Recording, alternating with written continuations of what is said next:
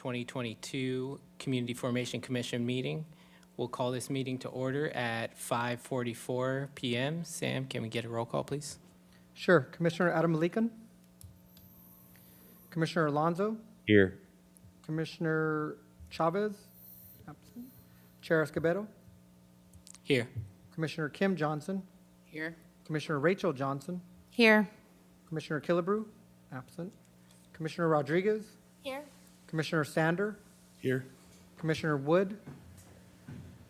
Vice Chair Zepeda? And Commissioner Reynaud. Yes, sir. You have a quorum. And Sorry, Sam, recognize Commissioner Adam Lincoln just entered, so he's present as Yes, well. thank you for that. thank you, Sam.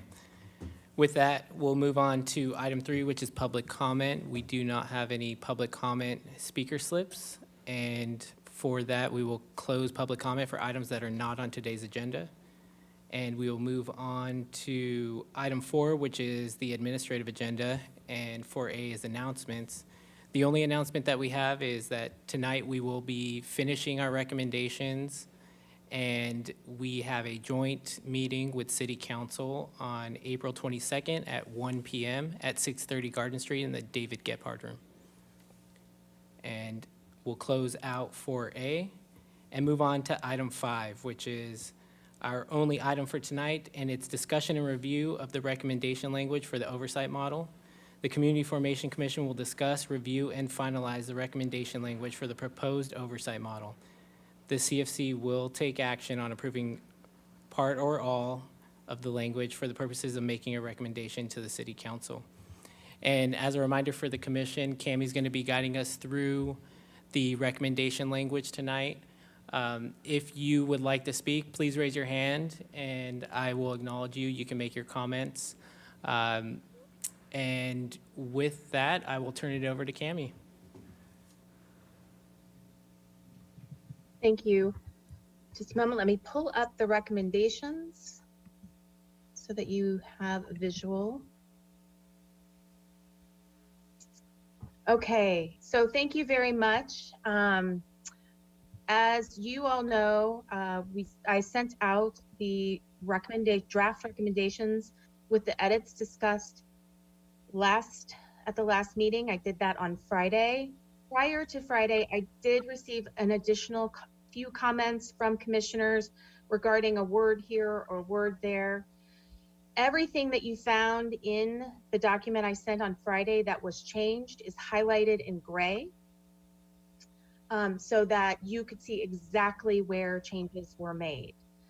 I also at that time sent a version of the February 9th draft recommendations, which was the first draft recommendations you approved, so that you could see what the language was compared to what it is now. If at any time while we're discussing that, I do have access to that original draft document.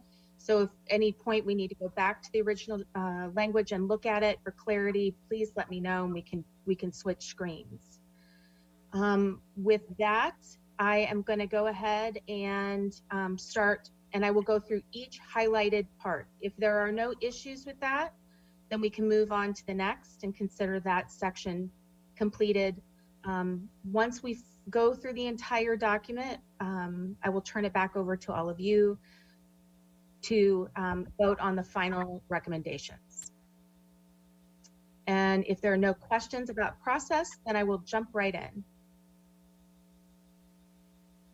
Great, thank you. So the first section is in the introduction.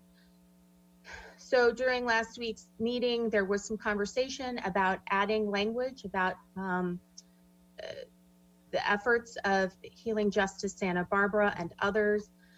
So the full language in the introduction now reads, the Santa Barbara community, led by the efforts of Healing Justice Santa Barbara and others, has called for the proactive establishment of accountability measures that represent the interests of the community as a whole and support the Santa Barbara Police Department's commitment to community-oriented policing. So that sentence was changed based not only on the addition of that piece, efforts of Healing Justice Santa Barbara and others, but also to indicate clearly that it is a proactive measure. Any comments, questions, or concerns? Lizzie Rodriguez. I just maybe a question for Lieutenant Hill. Something that I had noted was that this is also supported by the previous chief and the current interim chief. So I'm wondering if you feel like it would be necessary or important to add that component in. That way it's understood that the initiation of this was collaborative. Commissioner Rodriguez, could you clarify which component you're speaking to specifically? The development of an oversight system. Yes. So how does the rest of the commission feel about that? Rachel Johnson. Yeah, thank you for bringing that up. I absolutely agree. I think, reading the sentence as is, others to me is just also a little bit vague. So I wanted to hear kind of what others we might want to specify as well. And I think, given how much, we've talked about collaboration and really underscored the work that we've done, especially with the current chief of police. I didn't realize the previous one, but you're right, Chief Lunau as well. So I would support adding some language about the police department being part of that process as well. Rich Sander. I'm okay with adding that language. I just want to be clear. I don't think that the police or the former or current chief were actively calling for a proactive establishment of accountability measures. So I want to make sure that that's not conflated, because I think that would be not truthful. I think that there was a call for proactive establishment, and I think there was agreement with the police, which I think is great, but I want to be clear about that distinction. Thank you. Other comments? Lieutenant Hill? I just want to, I appreciate the last comment that was made, and also, Commissioner Rodriguez, it's perhaps true that the intentions that you mentioned are included in a follow-up sentence that's in this paragraph as well, and that speaks to the work in collaboration with, that may address the idea that the Santa Barbara Police Department does take the position that an oversight system appropriate for the city can be a very helpful component of policing and legitimacy. So if you feel that that is sufficient, that I'm fine with that as well. And another suggestion would be simply an added sentence saying that the current department is in support, just something very simple, in support of developing an oversight process. And the reason that I'm suggesting this is not so much to give credit to, but to reduce any conversation that this is forced upon, so that the full community can see that this is a welcomed process. Can I make a suggestion? If you were to change the language to clarify that it is led by some and supported by others, so something to the effect of possibly the Santa Barbara community, led by the efforts of Healing Justice Santa Barbara, and with the support of the previous Santa Barbara Chief of Police, interim police chief, and others, has called for the proactive establishment. Unless the rest of you feel like the following sentence, or the sentence that follows later in the paragraph, is sufficient. Kim Johnson.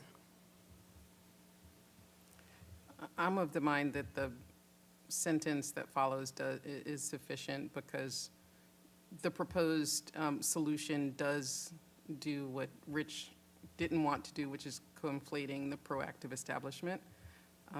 So either we sort of figure out another way, or I think the sentence, it's a really, to me, a generous sentence, which is talking about working in collaboration with the police department, and it's all spelled out.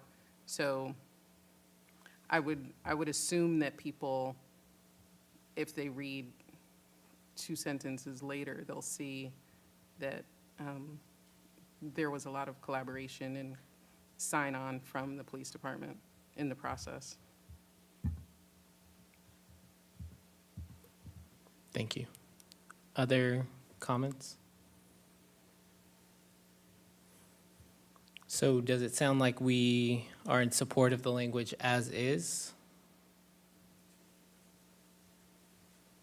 Christian Alonso and then Rachel Johnson. I would support the language as it's written. Thank you. Rachel? I guess I'm just still, I think "and others" just feels really vague. It sounds like we're not saying something that either should be said or we should just drop "and others" as well. Like, that's what I'm curious about, is like, what does that mean to us if we think, because the city council also was in support of, the efforts that were led by Healing Justice, and they're mentioned in the next sentence. So if we're gonna, I guess, indicate that the rest of the sentences complete the story, then the "and others" still kind of hangs out there as like, what are we leaving out? If I may, I think the "and others" might refer to, and maybe there's a better way for us to phrase it, but those that may have been doing the work of or advocating on behalf of civilian oversight prior to the ultimate effort that got it across the line. And again, maybe there's a better way to spell that out, but I think that was the effort of "and others." Yeah, and if that is the case, I absolutely agree. I think, part of the conversation we've had about the need to frame the history of this commission and frame the history of our work is that there have been other entities, advisory councils, other work that even preceded 2020. And it is important to capture that. So, yeah, if that is the case, absolutely. And I would say let's maybe look for a way to include that in a way that is specific. Thank you. Lizzie? I don't know that there was specific efforts to develop an oversight process, but I know that there have been years of some form of police reform. So I wonder if instead of others and others, it could just be led by the efforts of Healing Justice Santa Barbara and previous efforts of police reform or criminal justice reform. And then that way it encapsulates the history of it. Thank you. Commissioner, thoughts on that suggestion? Rich? I'm a little confused by that. I'm just unaware of other criminal justice reform and how it leads into this.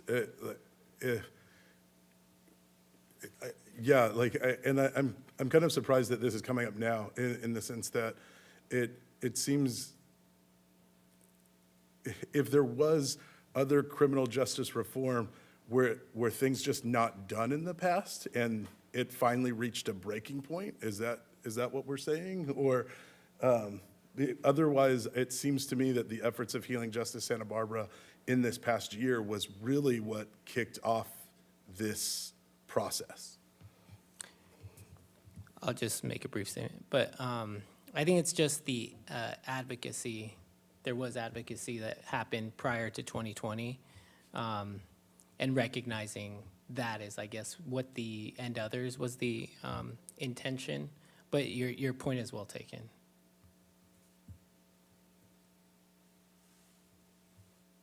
Kim? Could we say "and other community-based organizers or organizations"? Or is that still too vague?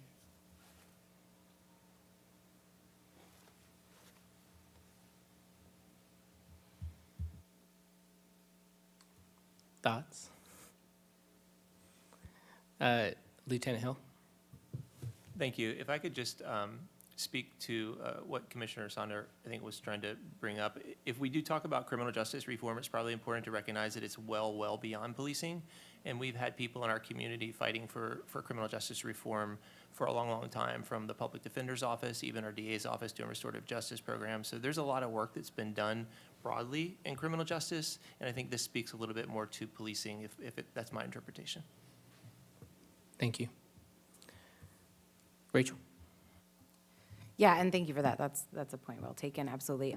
Yes, so I just wanted to respond to Kim's suggestion. I think adding some language like that, other community organizers is nice and broad, but it still indicates that what we're trying to reference. It's not a particular entity like SBPD or the city council, but it, gives at least sort of due acknowledgement to the fact that there have been other organizers in the past.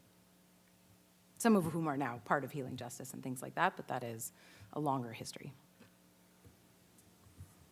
How does the commission feel about that change of adding and other community organizers?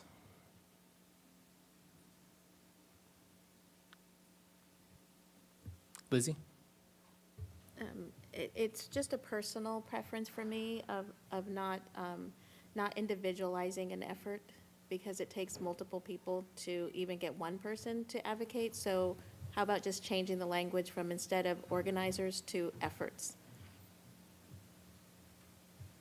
And other efforts is your suggestion? Yeah. And I'd just like to acknowledge that Vice Chair Cepeda is here at the meeting.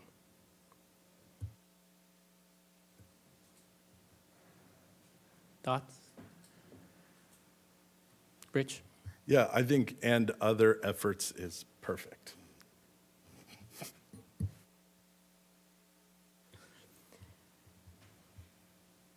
I'm not seeing anyone else raise their hand. And with that, I'm going to assume that there is no opposition to that. So Cammie, and other efforts.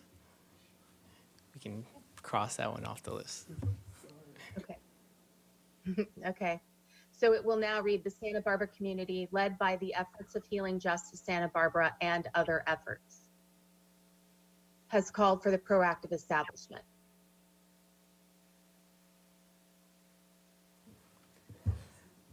Okay. No, I think now after you read it, it does sound kind of awkward in terms of wording. But if you could change one of those efforts to a different word, I think that would help.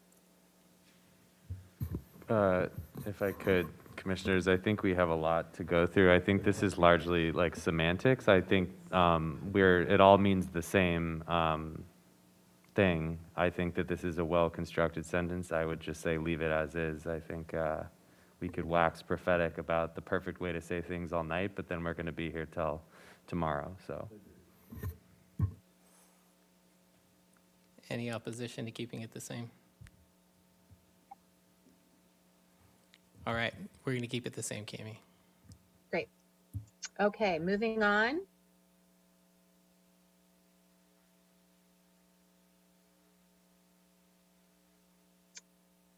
This is just a word change to ensure the Formation Commission believes that the following recommendations will, and that first bullet point now says, ensure that the SBPD is responsive to the concerns and needs of all members of the Santa Barbara community. And actually, yeah, anybody have any problems with that? Lizzie? I had just recommended that we change "is" to "remain." Okay.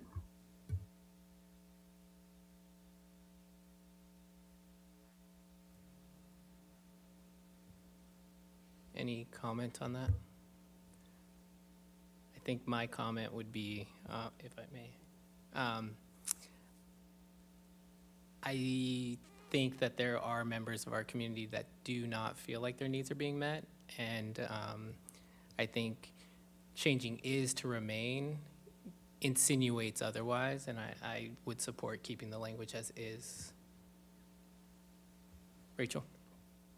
Yeah, I agree with that. I mean, I think, anyone who has paid attention to our conversations knows that, yeah, this wordsmithing is really important, especially when it comes to, yeah, like what we're insinuating or suggesting. And I certainly, we've covered the fact that is a lot that the SPPD does well, and we're not taking broad structural change action with these recommendations. But I do think what we have learned from the community at the same time is that there is, however large or small size of the community that does seek change. That's why we exist in the first place. So I think I would agree with Gabe that leave it as is, so is responsive. That does imply that it might currently be responsive, and that we just want to maintain that. And then the rest of the bullet points kind of speak more specifically to things increasing or strengthening. Other comments?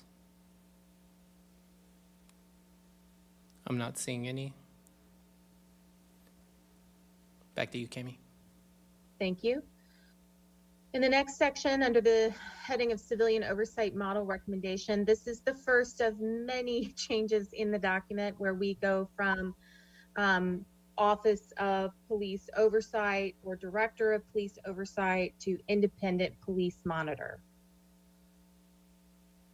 And before, if we could take a moment to make sure everybody is comfortable with that title, so that we can probably then breeze fairly quickly through the other mentions of it and changes throughout the document that are directly related to that name change. Kim Johnson. Cami, can you remind me if that term is used in other oversight commissions? Yes, it is. It's used. There are wide instances of the use of monitor. There's also police, independent police auditor is also used as well. But monitor is not an uncommon term. Thank you. Any opposition to or comments on the independent police monitor title? Christian? I guess just for the sake of reminding everyone why we made this change is to indicate very clearly that we're asking for an individual staff position as opposed to an office or the creation of a new department. So I think this solves that issue very simply. And I guess I would just motion that wherever this change has been made in the document, that we just approve that just for the sake of getting to some of the other items. Do we have a second? Second? So first from Christian, a second from Rich. Any discussion on that item? Doesn't look like it. Sam, can we get a roll call vote, please? If Commissioner Alonso can repeat his motion, just want to. The motion is to have the commission approve every instance in the final recommendation draft where the Director of Police Oversight has been replaced with Independent Police Monitor. Got it. There's been a motion by Commissioner Alonso, seconded by Commissioner Sander to replace the Director of Oversight title with the Independent Police Monitor position title. Commissioner Adam Malikan, Yes. Commissioner Alonso, Aye. Chair Escobedo, Yes. Commissioner Kim Johnson, Yes. Commissioner Rachel Johnson, Yes. Commissioner Rodriguez, Yes. Commissioner Sander, Yes. Vice Chair Zepeda, Yes. and Commissioner Reyno. Yes. Motion passes. Thank you, Sam. Back to you, Kami. Thank you, everyone. The next section is under the Civilian Oversight Board Purpose Statement. And what you see highlighted here originally said, and building public trust. And so the suggestion was made that it change to and increasing public trust.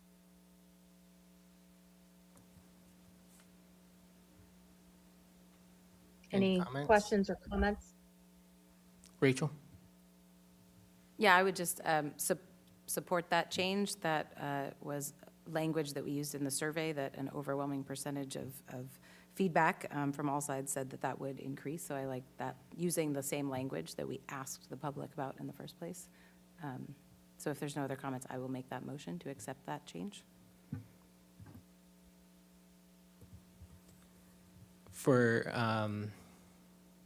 Do we want to go, so we have a motion on the table. Do we want to go through each of these changes and approve them one by one, or do we want to go through and then approve at the end? I don't think we need a motion to approve each thing. We'll move to approve the whole document. Okay. And John, does she have to retract her motion if she agrees with that? Correct, Chair Escobedo. Rachel? I will retract that motion. Thank you.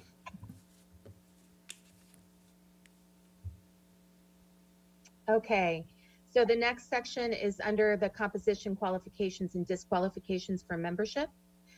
So this is the changing of the number of the members of the board. So it now reads, the review board shall be composed of 7 at-large members and 2 alternates who have the experience that will garner the confidence and trust of the community, including relevant lived experience, demonstrated community standing, and relevant academic research or professional experience.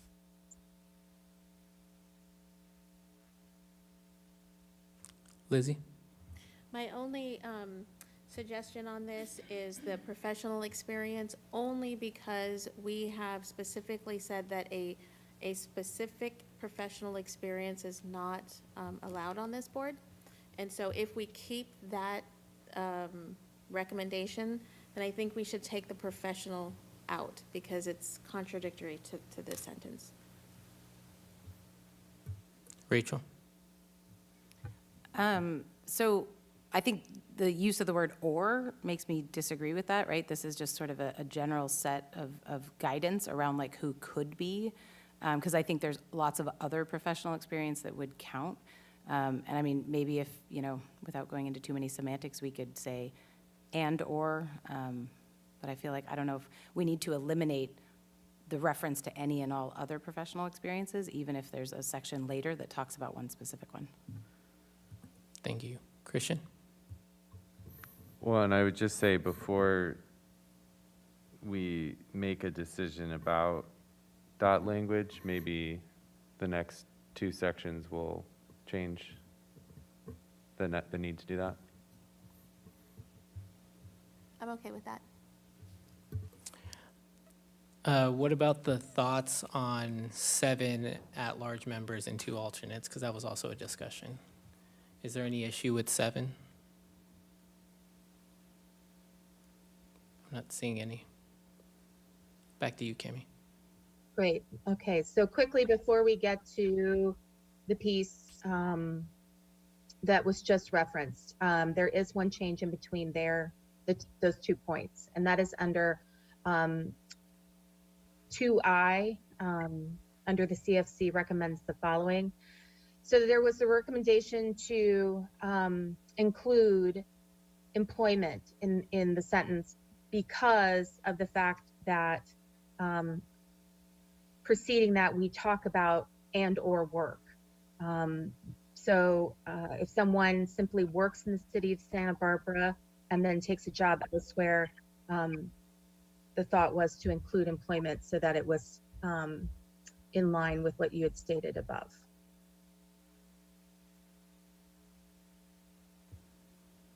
I don't see any comment on that. Okay, great, thank you. The next Sorry. section, Sorry, Cami. Lizzie wants a comment. I like the wording as suggested, but I'm wondering, since we're making secondary recommendations for council to review current policy, I'm wondering if this one in particular is one we want to add to that to see if they would be interested in changing this for all commissions. Thoughts from the commission? Rachel? So, sorry, just a clarifying question. So that this might also be something that gets reiterated in the addendum? Ah, okay.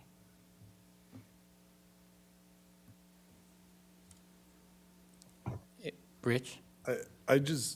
I'm not as familiar with other commissions, and I don't know, I would feel a little uneasy saying that all other commissions mean that they should work or be employed here.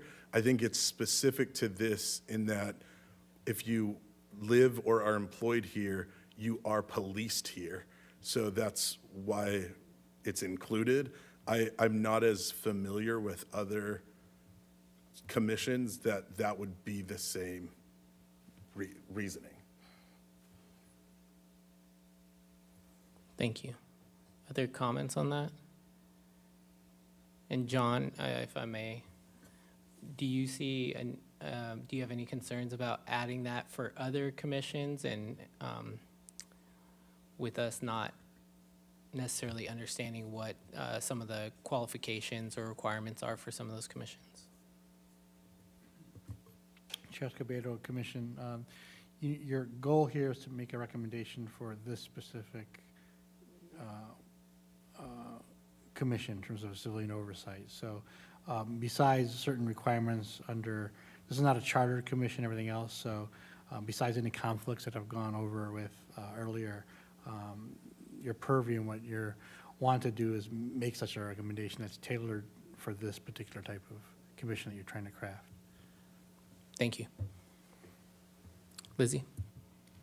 Last comment on this, I just mentioned this because we talked about having another set of recommendations for the council to consider, such as offering childcare reimbursement for other commissions. So if we're going to do that, and if it's appropriate to do that, this is why I suggested this. Thank you. Rich? Yeah, I see where the suggestion's coming from. I just think that the other things we're specifically adding because we suggested otherwise, and we wanted to give more money for a stipend, or we wanted to have childcare options, and because we haven't been able to do that within this scope, we're asking for that to be recommended. I think what we're doing here, and in terms of employment, I don't know why that would pertain to all of the other commissions. And again, it's mainly because I just don't know the other commissions, but if other commissions, if it has nothing to do, I just think if it has nothing to do with their employment, I would feel weird making that recommendation, whereas childcare or stipends, I would feel comfortable with. Thank you. And I'd add the comment, for this particular commission, there is required training and quite a bit of it. So having that continuity is really important. I know that we have the two alternates, but it's not to say that there might not be circumstances for multiple oversight board members. And I'd feel comfortable leaving it as is, personally.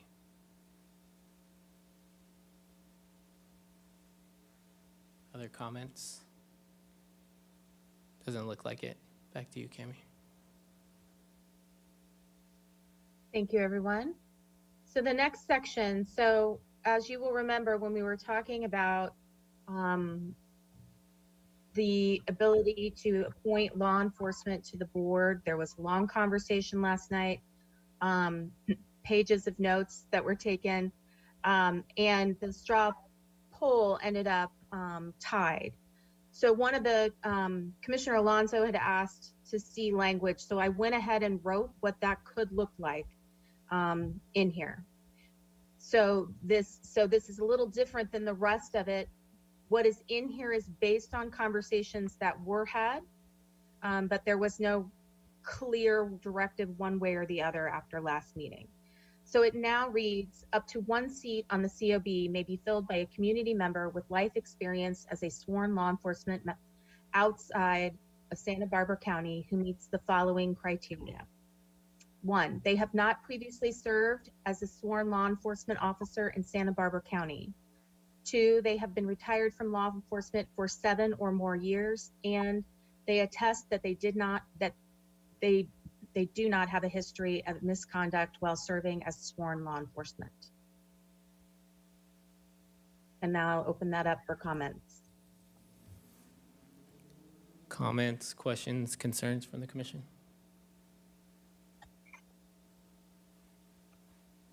Anna? So when it says they attest, that means like they're self-reporting, right? John, can you give us I vaguely remember in previous conversations there being a possibility of requiring this person to I don't know if that's how it was, Sure. but to voluntarily provide access to their misconduct records? Sure. So, Chair Escobedo, Vice Chair Zepeda, what the commission can require that any former law enforcement, if they want to be considered part of this commission, must voluntarily agree to give access to their personnel records, right? So we don't have the authority to get access because of the penal code and evidence code. But as a condition for membership to the board, we can make that a requirement for someone who has that background. The analogy of someone who wants to transfer agencies, right? They're working for, trying to go to a new police department. The new department can't say, okay, required giving, but they say if you want a job here, let our background investigator have access to your personnel records. So it'd be similar to that. Would it be possible for you to suggest language changes if the majority of the commission was in support of that? Sure, I know we're in a time crunch, so I can put a sentence in there that reflects the commission's, what the commission's requesting on this issue, so. Thank you. And just to be clear, the commission does not want it to be mandatory disclosure, is that what the commission is looking for? Well, we haven't discussed it Okay, yet, but okay. if that's the way that the commission goes, then yes. That would help me. The only thing I would need help is if it's permissive or if it's mandatory disclosure. Thank you. Yeah, and then my other thing would be if, depending on the commission, if moving the 7 years to the 10 years, and then going from there. Thank you. Commissioner comments on this section or those two specific items that the vice chair pointed out? Christian and then Rich.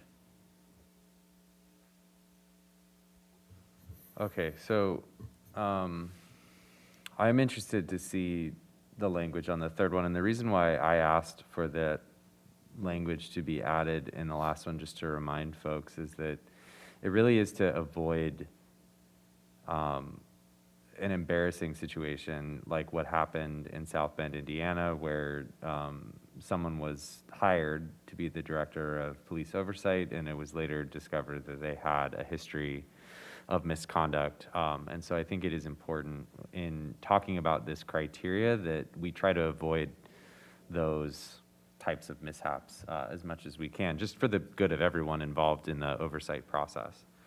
I am curious about the years, because we have talked about at length how it's arbitrary. It seems, based on the survey that we did with the community, that there is broad support for 5+ years, which we have here. And I'm curious to hear from maybe Lieutenant Hill and Lewis. I know we've talked about this at length, but just as we finalize here, is this fair? If we bump this up to like 9-10 years, like, what are your thoughts about that? Thank you, Commissioner Alonso. As opposed to answer to what's fair, I think I would just give a department position on it if that's appropriate. And understanding, I think there was also quite a decent response regarding support for a range of 2 to 5 years from the survey.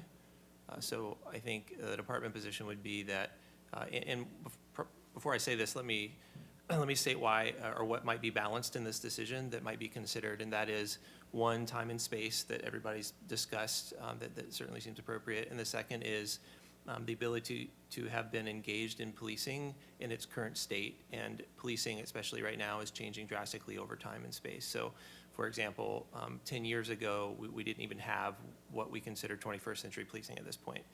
So that's quite a while ago, and our practices have changed drastically. So I would suggest in balancing that decision, the commission consider time and space that the commission feels appropriate, as well as balancing, well, how long ago is still relevant enough for current practices. So I would say the department's position would actually be consistent with what was discussed by the commission in the survey of 2 to 5 years, somewhere in that range.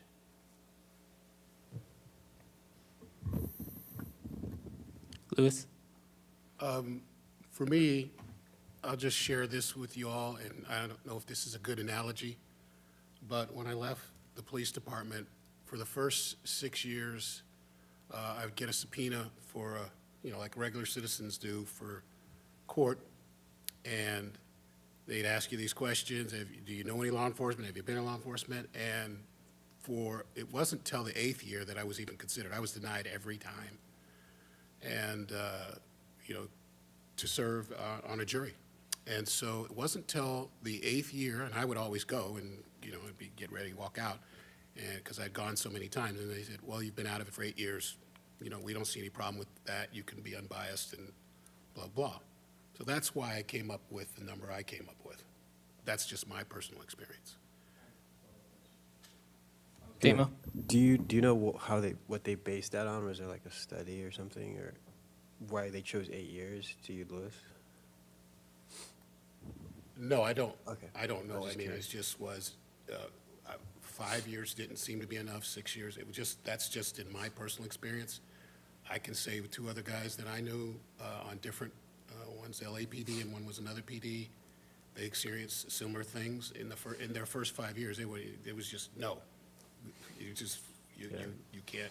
I'd be curious what that was based on, but thank you. I appreciate it. Yeah, well, I think if y'all been a part of a jury, you know the process. They ask you questions and ultimately ask you if you can be objective. But if the law enforcement thing comes up, if you've served or know someone in your family that served, that's just comes up. And I think you all, if you've ever been on a jury, you probably have seen people being asked those questions, and that's the vetting process that they use.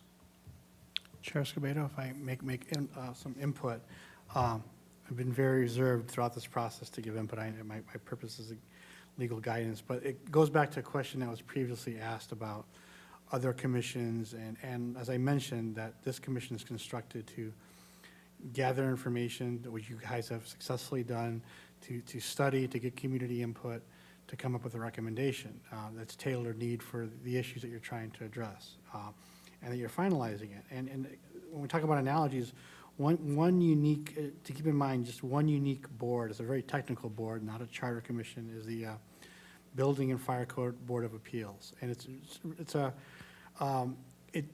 is the board when someone wants to disagree with the building official on a notice of violation, on a technical interpretation, or the fire marshal, or to appeal an NOV or any other determination.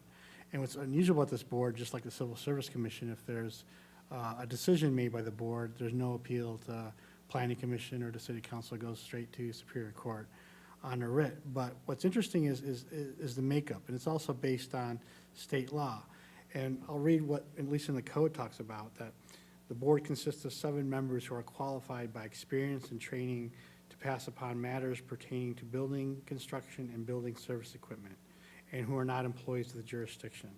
But also it goes on to say, too, when, in terms of requirements, that there needs to be at least 3 board members to hear items that are physically disabled, to hear items involving Chapter 11. That has to deal with ADA, disability access. And just the reason why I mentioned is, that board, which also is based on state law too, looks in consideration of what's important on makeup, right? Experience, and also particularly experience when it deals with, really sensitive issues like disability access too. So we do have a board with that example that's really tailor-made and special in the city that deals with specific qualifications to address the needs. And that's what, and I'm just reiterating what the commission has done throughout this process, but that's at least one example that came in mind to what I've heard tonight. I just wanted to present that to the commission. Thank you. You're welcome. Rich and then Rachel. So, Lieutenant Hill, I want to say thank you for that. That is really interesting to me in terms of the idea that law enforcement is changing at such a rapid pace. That I would say that most of the commissioners are in agreement that they would have had to have been retired from law enforcement for X amount of years.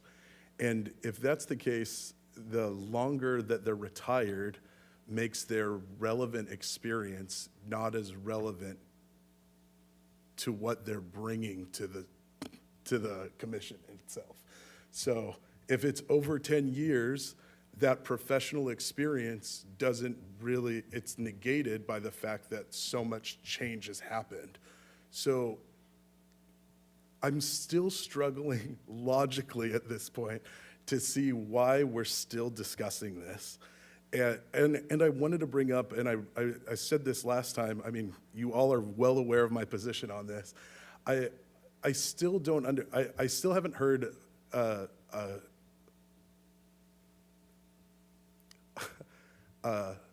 case for why this is so important in terms of, I mean, if we even look at this, we're now making so many stipulations for such a small percentage of people that this would even affect.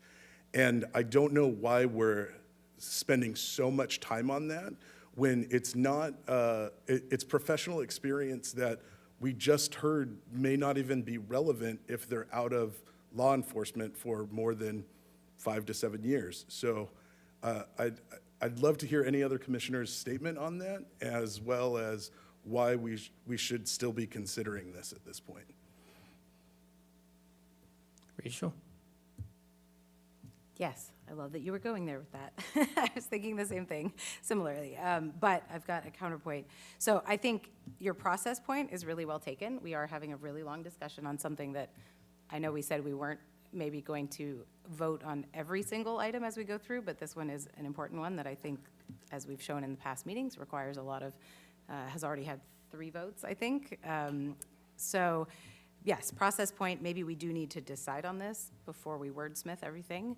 That said, I will also just add a couple points. So I think Lieutenant Hill's point is really interesting about different generations of policing. I absolutely agree. But back to the point that this oversight board will always have a current police liaison, right? They'll always be working with SBPD in some level. So that, you know, new generations of policing, all that kind of stuff will have some representation, and certainly whoever is on the board will have access to that kind of training.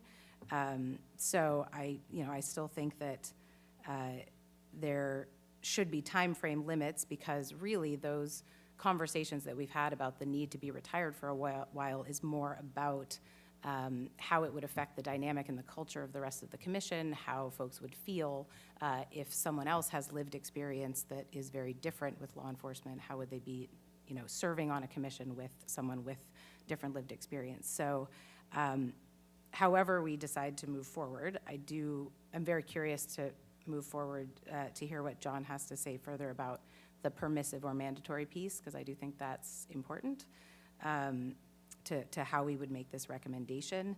And then ultimately to sort of share my support for keeping it somewhere around 7 when we get to this actual approving the language.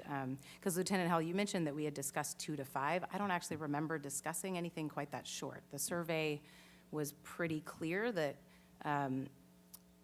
they either, you know, the support was for 5 years all the way up to 10 years in the drop-down menu, that was the overwhelming percentage. So I think that's why we arrived at 7, was somewhere in the middle there.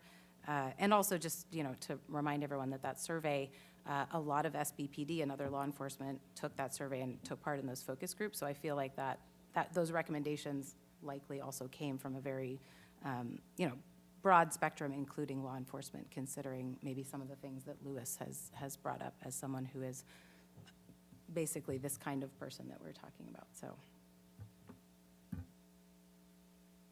Damo? Yeah, just to add to that, I think the value also is just because it's like a symbolic, perceptive thing. I think it adds just, it makes it just more of a visibly just a collaborative effort. I do understand concerns about, you know, like bias, things like that, experiences, but I think if we find the right number, like I'm just looking at a few studies here, just a cursory glance, there are studies that show how many years it takes or like the effects on juries. So, I mean, it's something we can look at and actually consider if people are concerned about like that.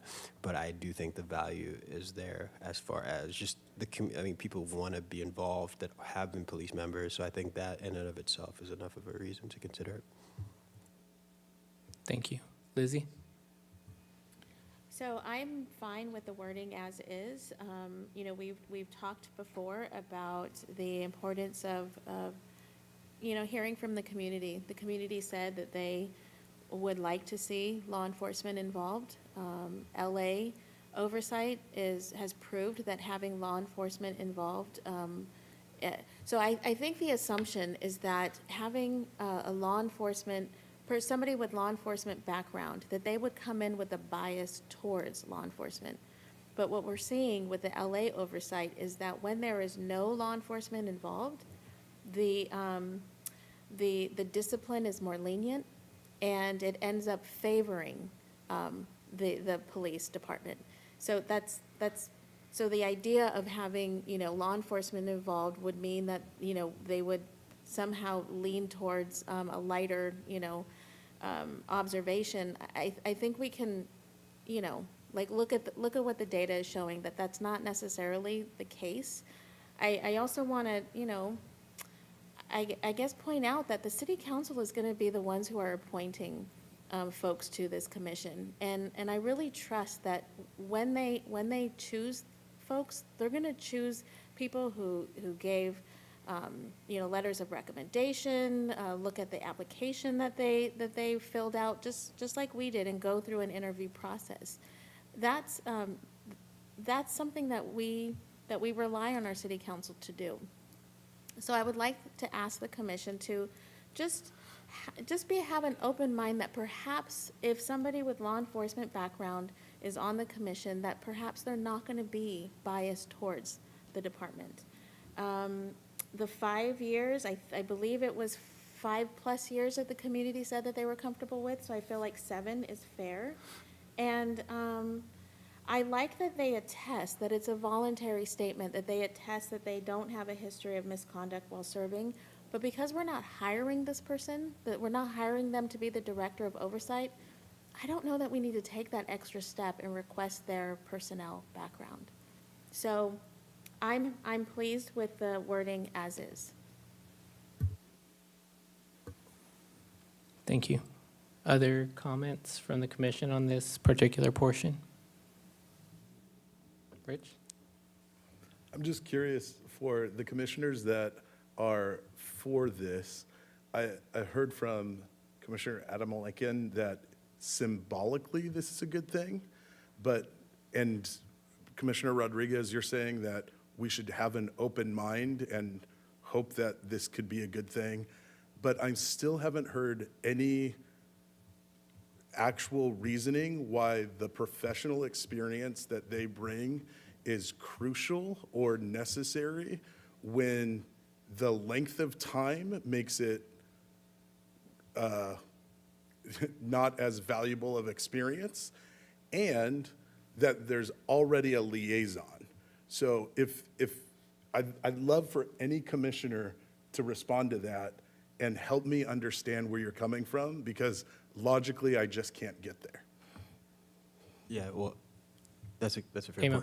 point. Yeah, I mean, in addition to, I think the symbolic thing is just like, it's important, but it's just obviously just one factor.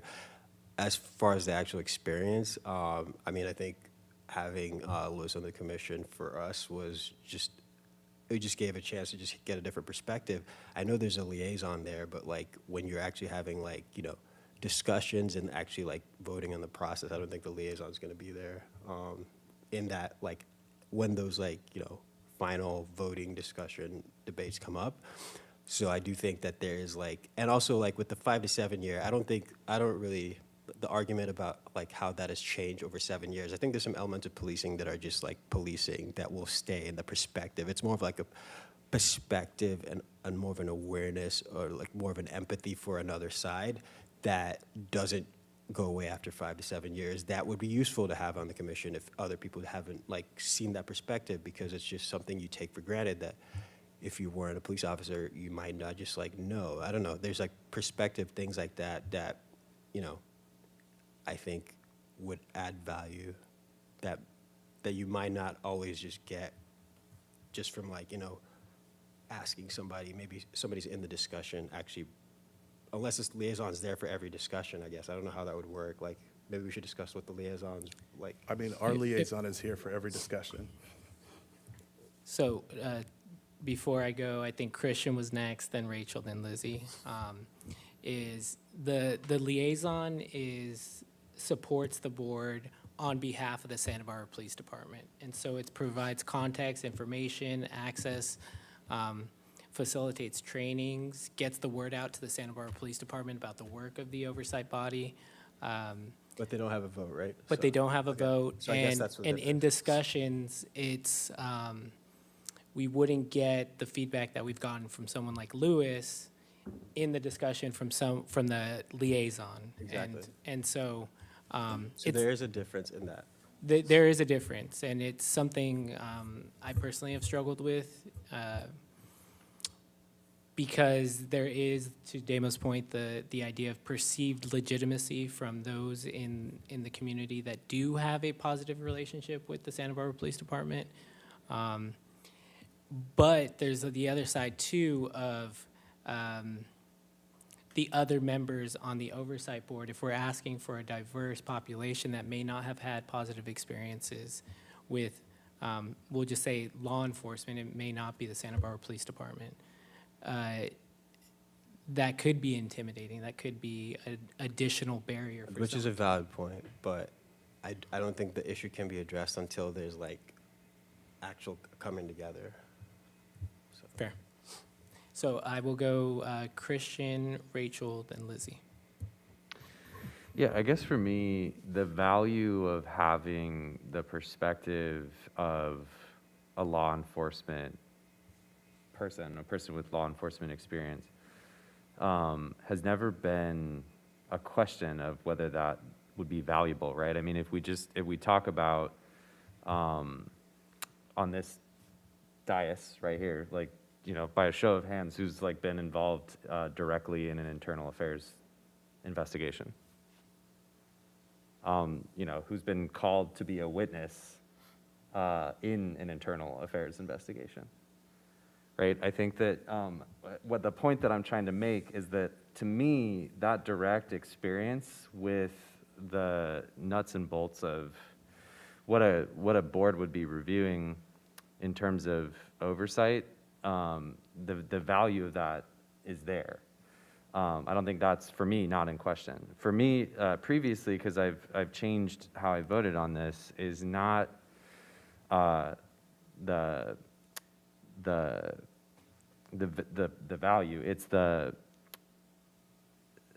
data that we got in the survey, because the question for me was a question of independence, right? Like, can we truly be independent if law enforcement, right? Because even the appearance of impropriety to me was enough to have me, you know, not feel comfortable with that. And I think it was a close vote every time, right? Or 50-50. So when we got back the survey data that showed overwhelming support, but also overwhelming skepticism about how that they could be involved, right? That really fit how I was weighing the issue. And this is, you know, 1,100 community members, limitations notwithstanding, that said there is room here. And I think that for me, to ignore that community input would be not in alignment with the point of doing the survey. And so that's why I have moved to support, but with qualifications that the community asked us to consider, right? Which is this broad skepticism of, yes, law enforcement experience, but with criteria in place to mitigate the appearance of impropriety for the purposes of, and I think that we've heard a lot of testimony from law enforcement in these meetings about why they would support a criteria like the one we've constructed here. And so that's kind of where I'm at. And then also just the idea that it's like a guaranteed position, like the city council ultimately will have to weigh what would make a balanced commission, right? And to meet the diversity mandate set forward. And that doesn't necessarily mean that law enforcement will serve, but that the right candidate, right, with someone like Louis Renaud, right? Who with that type of experience where, and I'll say this, and I don't mean to do this, but it's impacted the way I thought about this. Lewis joined law enforcement because he wanted to change it. He found that he could not, and so he left.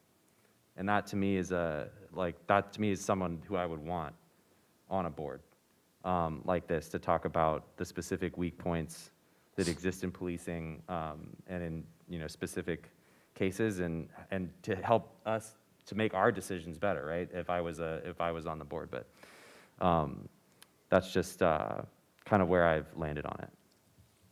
Thank you. Rachel, and then Lizzie. Yeah, I'm gonna reiterate my process point, because I feel like we could talk about this all night, and most of what's been said was said at our last meeting.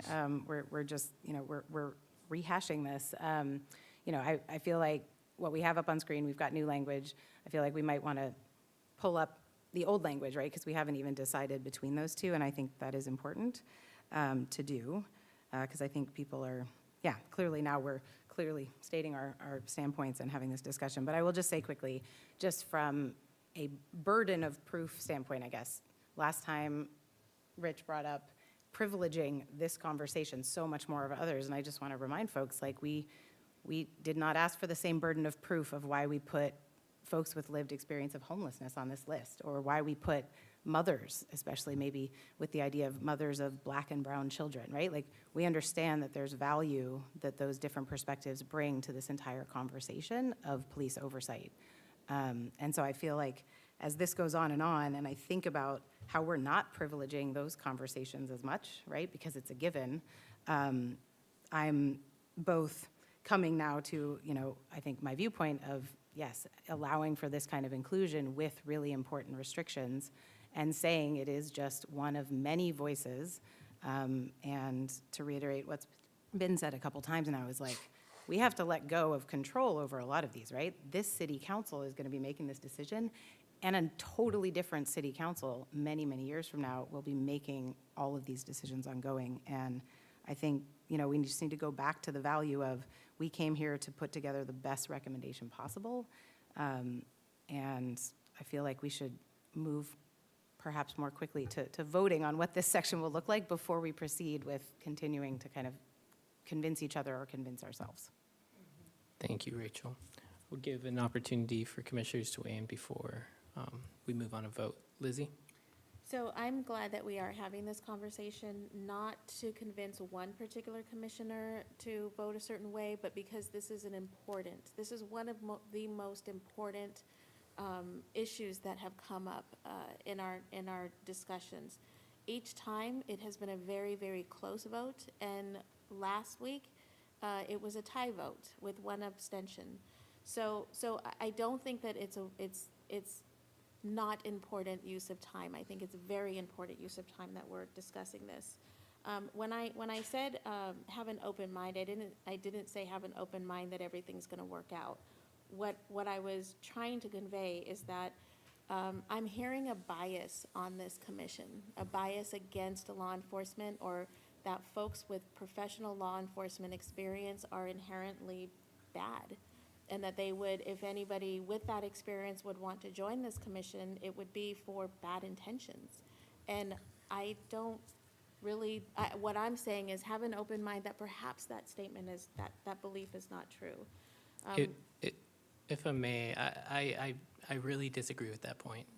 I think that that's an unfair characterization of the points that we're making. I think we're weighing the pros and cons because there are some that do come with this decision.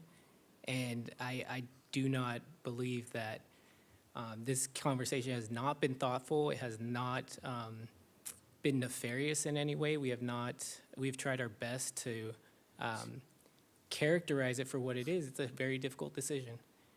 So I do want to push back a little bit on that point. I think some people may. Some people may have that bias, not the full commission, but some people.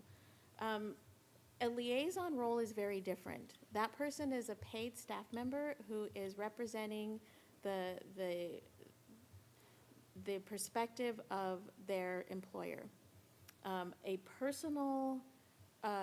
individual with personal, professional law enforcement experience is representing themselves. We have Lieutenant Hill here, and when we ask him questions, he's on occasion will say, the department's position is. He doesn't say my position is. So I think there's a very distinct difference between somebody who is a liaison versus somebody who has personal, professional experience in law enforcement. And again, as I said before, there has been reports that show that when there is no law enforcement on an oversight board, they tend to be lighter. So somebody mentioned that it would be uncomfortable for folks who maybe have had bad experience with law enforcement to be able to sit on a commission with somebody with previous experience. I appreciate that very much, and perhaps the commission is not the place for them to contribute in this way, because if they can't feel comfortable sitting on a commission with somebody with professional experience in law enforcement, I'm not sure that they're going to be completely objective. Joey, in particular, the independent police monitor who attended one of our meetings, said very specifically that it would be, I believe he said, a blessing to have somebody with law enforcement experience, and if they're the right person. So I go back to what studies show, to what the community said that they wanted in the surveys, to what Joey specifically said, and that we're going to trust the council's going to appoint folks who are objective and fair. Thank you, Rich. And then Damo. Yeah, I'm glad that you said something, Chair Escobedo, in the sense that I want to be very clear that I am not biased against law enforcement. I do not think that all police are bad or that they should not be on this because they're inherently evil or wrong or bad for any reason. The point of the commission is to audit and monitor and provide accountability for police. Commissioner Killebrew has made this statement a lot. It would be weird if somebody who was auditing you, like if you were auditing yourself, that just doesn't compute. And again, like I think like in hearing the idea that there is a difference between what our liaison would provide versus what somebody who has experience in this, it means that we are wanting their bias from law enforcement experience to serve on this board and then audit the police department, which I don't understand why that would be the case. Anything that they can share in terms of processes or positions that the police may go through, or what the department's perspective is on things, or all of that can be done through the liaison. And I just think that, and again, Commissioner Johnson, you brought up that point about privilege. The idea that we're spending so much time on this to have one seat possibly filled by law enforcement means that we're elevating one position that has these kinds of experience over all of the other things that we've talked about that should be on the board, that will have valuable insight into why police accountability would be required. So I just think that, again, I still don't think that anyone has provided a reason that the law enforcement experience is different or better than what a liaison would. And I think that I mean, we can just vote on this and move on, because I don't see us moving the needle one direction or the other. But I just want to go on record to say that the amount of time that we've spent on this is absurd, to talk about an accountability of a group, that we would put somebody from that group on that serving. It just doesn't compute. Thank you. Can I? And before we go to Damo, just for the public's best interest and understanding, sometimes we say one seat for law enforcement, but we're talking about someone who's been retired from law enforcement. So not a current law enforcement Yeah, member. I think that's what I was actually going to start with. Okay, Like, Mo. it's a very different characterization. These people are, well, at least who I'm voting for, have been out of law enforcement for some time. They just have some experience in it, and they have that perspective, but that's not the only perspective they bring. They might also be like, I don't know, they might have a lot of other backgrounds that intersect with other members of the community. I feel like you're just focusing on that. So like my vision of this person is not, that's not their identity, is just like a police officer. They've been a police officer, but they have other things they bring to the table. We're just giving them an opportunity to make a case for the city council and why they should be on the board. I don't know what exactly their other experiences would be, but maybe their other experiences would be great. I just don't think we should restrict them just because they've been a police officer. So it's not so much that I want somebody with that experience. I just don't think we should restrict somebody who's been that because they might have other things to offer. So I think you should look at it more in that wholesome way. And yeah, that's the main thing. There's some other stuff, but I think we can just like drop this. So. Kim? I'm also in favor of, someone said, like, let's vote. But also, I do want to take a moment to echo what Gabe mentioned about us not being a biased group. I really feel sad that I feel like I have to defend the experience and perspective that I bring to this board, which is why I was chosen. And we've been respectful of each other and our perspectives for the whole time, and I would really hope that as we come to the end, we still remain that way. I think everyone here has brought their A game and has really been passionate and has been just thoughtful and open in offering their solutions and their perspective, et cetera. So I just really have to like reiterate that to characterize this board or unnamed individuals as being biased is extremely unfair to what everyone here has been bringing to this conversation.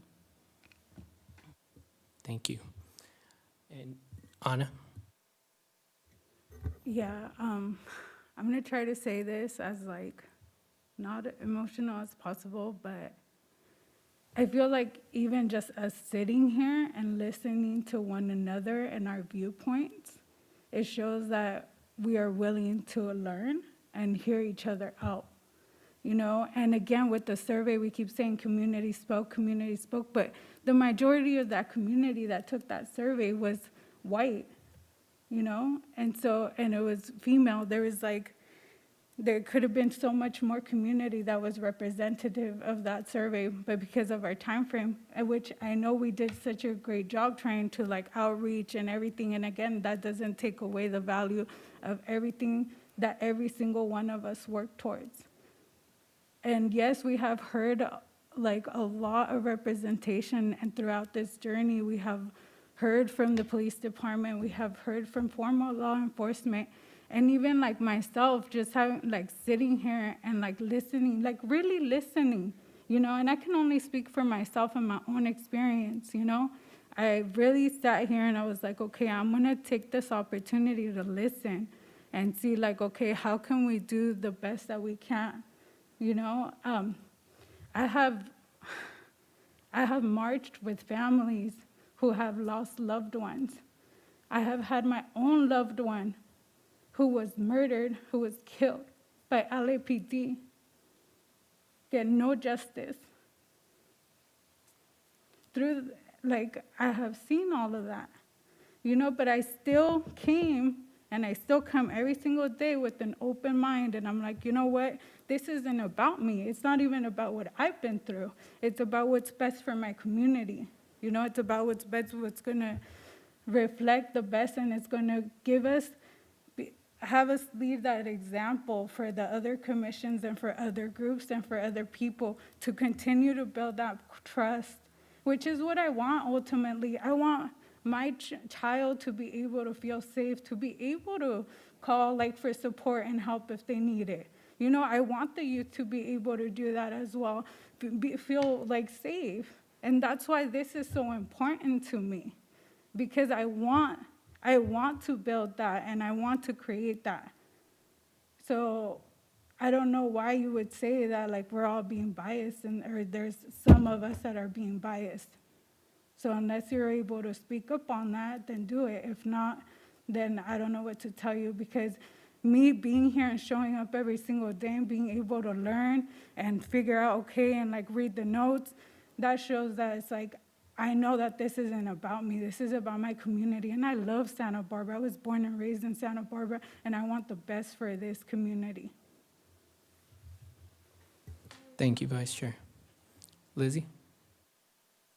So commissioners, I've heard you, and I feel you, and I will reflect on why it felt that way for me. I apologize to you. And what's important to me is that we create something fair. And comments that I've heard in past meetings and some in this meeting led me to believe that there is bias. So I will reflect on that, and I sincerely apologize. Thank you. Other comments before we take a vote on this particular item? Rich? Yeah, one last comment, and that's in regards to the public survey that we did. I wanted to point out, and I thought I made this point last week, but I want to be clear on it.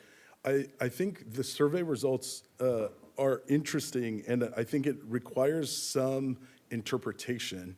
Again, we did get a response that it would be okay or allowed to have law enforcement serve on, prior law enforcement experience serve on this board. And then the next question about family members was overwhelmingly against having family members, which shows me that what is valued is the idea of impropriety and law enforcement experience. And so I agree with both of the public statements in that. I think that we have said no family member should do that because of impropriety or the perception of impropriety. But in terms of experience, I think that the public was not aware that there was a liaison that would be providing that experience. And so I think it would be, I do think that we are still responding to the public's request in not allowing prior law enforcement experience on this if there is a liaison role there. Damo? So I think the impropriety you're speaking to is also like a symbolic thing, right? When I was making the point earlier, you seemed a little dismissive of that, but like that's kind of like what I was trying to say as far as like what people perceive, like the perception of it. So I think I think it's a fair point, but I don't think you have any evidence to show that though. So I think we would need more evidence before we got to that conclusion, but I think it's a reasonable argument.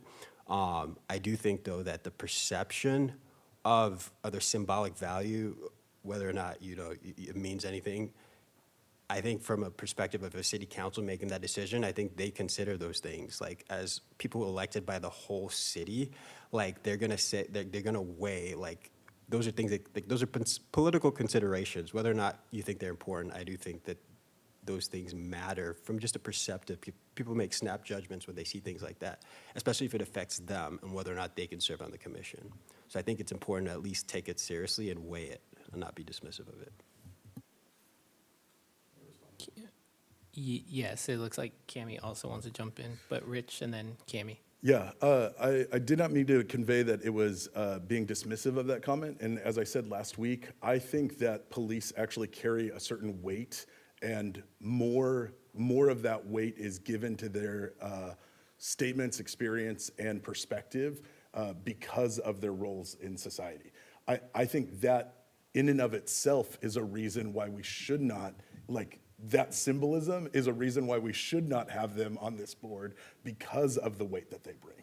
So, thank you. Thank you. Cammie? So I just wanted to remind everyone, I think that everybody has had a chance to speak, and I know that some time ago, Rachel, you had asked, Commissioner Johnson, that you had asked about what the language was previously, so that as you move forward with a vote on this section, I just wanted to read that. It's one sentence, so if you still want to see it after I read it, please let me know. But the original language was simply, no member of the board shall have ever worked as the sworn law enforcement officer. And then I would suggest, because everybody has been able to speak on the topic, that if you feel comfortable to move forward on this subject, so that we can continue with the rest of the document. Rachel wants to just clarify one thing before we move on to the vote. Yeah, thank you for that, Kami. You don't need to bring it up. I just wanted to make sure that when it came time to vote, that folks understood there was that other option, right? That we're voting between language that we talked about and saw last week and now new language that we're seeing this week. Thank you. All right, so I think it's time to vote on either, I think the best way to do it would be another straw poll that says either yes to a position on the board that previously has the life experience of being a sworn law enforcement officer, or precluding anyone who has ever worked as a sworn law enforcement officer from being on the board. So those are going to be the two options in the straw poll. Any questions? Could you just repeat the first one? Yeah. So do we need it in a yes/no fashion, Mr. Doimus? For Mr. straw Beto, poll? whatever is easier for the Yeah. commission to notice. A yes, no is fine, aye or nay, however you want to phrase that. Okay, so if, let's do whether or not to allow someone who previously was a sworn law enforcement officer on the COB. So yes, you would support having a position up to one seat on the COB for someone who has previously had experience as a sworn law enforcement officer. Sam, can we conduct a roll call vote? Sure, just to confirm whether to allow previous law enforcement on the COB. Commissioner Adam Legan, Yes. Commissioner Alonso, Aye.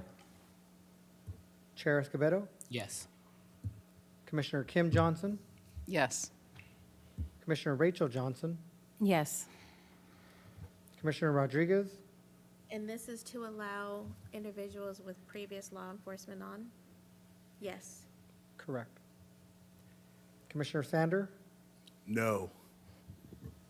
Vice Chair Zepeda, No. and Commissioner Reyno. Yes. There are 7 yeses and 2 nos, Chair. Okay, so we have that straw poll vote. So now we need to decide on what the language is. Up to 1, I think the biggest probably point of contention is going to be the number of years. So if there's a suggestion on that. And then I believe that's it. Any suggestions? Oh, Kim and then Christian. Quick question, Kami. Is it necessary to indicate that this position would also have to adhere to all the previous requirements that were listed above? As far as residency, employment, those Correct. requirements? No, because if they are a member of the board, then they will have to fall under all the requirements for members of the review board. Okay, great. Thanks. Christian? I'm just still preoccupied with the years. So there's a suggestion from Vice Chair Zepeda to bump that up to 10. Is there any further discussion if we are discussing the number of years on that particular point?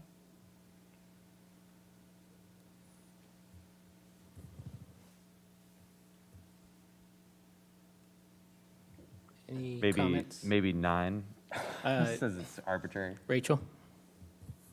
Yeah, I mean, I guess I'm going to return to kind of the point that on some level, the number is arbitrary, right? There's going to be considerations of how long is too long to have forgotten the appropriate experience or remember the appropriate experience. I think I'm just still in favor of 7 because it was just right in the middle of kind of the range that we saw in the survey, and I think the range that a lot of us have come up with. So, I mean, maybe it's for sake of ease, but I'm still feeling like 7 just feels fine to me. I'll also voice support for 7. Is there any other comments on this particular one? Lizzie? Oh, okay. Do we feel okay with 7, Vice Chair? I know you had suggested 10. Yeah, I mean, I had suggested 10, and then also in regards to what we heard earlier about like 8, you know, being able to serve and everything for jury duty, so, but that's all. I think 10 would be good, or even 9. But again, it's like, are we gonna go back on the numbers? If we could have just a few more commissioners weigh in so that we know if we have consensus for 7 or 10.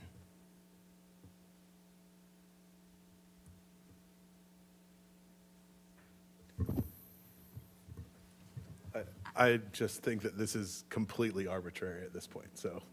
I support 7. Okay, we still need to decide. We need something in the recommendation. Sounds like I would there's- support 7.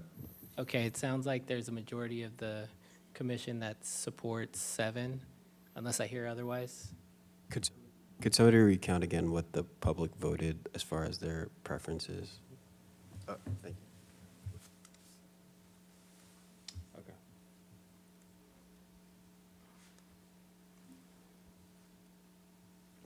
That's tough.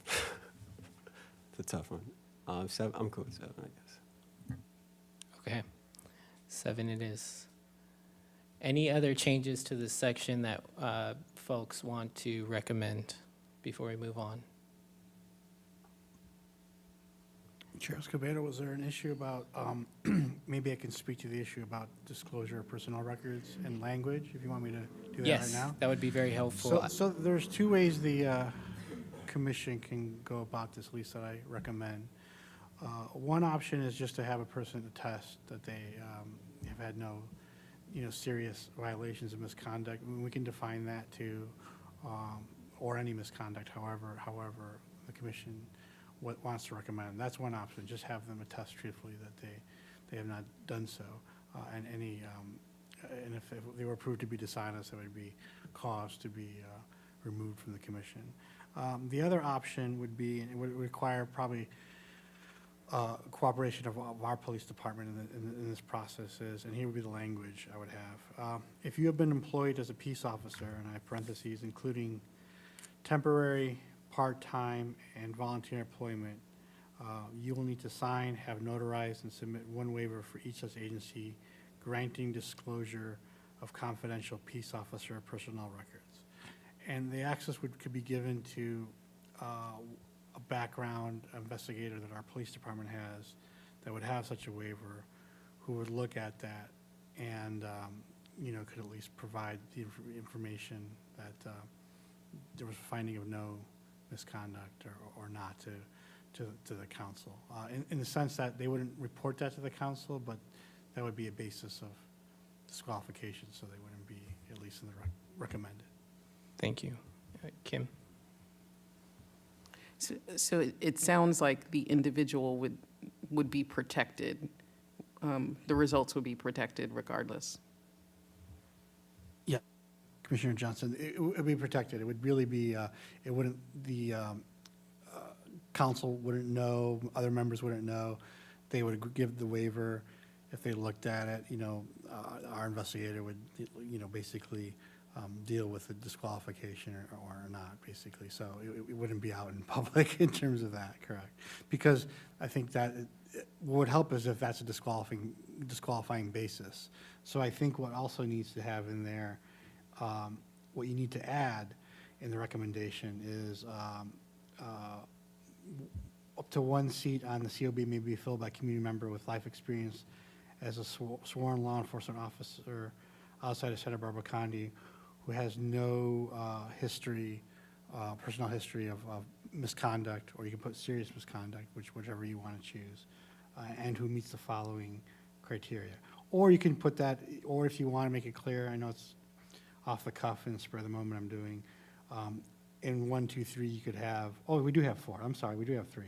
Oh, sorry about that, I apologize, long night. So, but instead of saying they attest, because if you want to go about this procedure of the waiver, you would just limit it to do not have a history of misconduct while serving. That's how you would handle that. So, Thank apologize you. for the confusion. Thank you, John. Lieutenant Hill, do you have any concerns about logistics or about this particular portion? Chair Escobedo, the only thing that I might suggest for the commission to consider is just the idea of misconduct is not very specific, and I'll try to provide an example for your consideration. So if an employee is a police officer and works a career of 25 years, let's say, and they're at one point in year 5, they are required to arrest someone and they search them and put their property on the back of the police car, and then they put them in the police car to transport them to jail, and then they drive off and the property falls off. Technically, that's a policy violation and could be considered misconduct.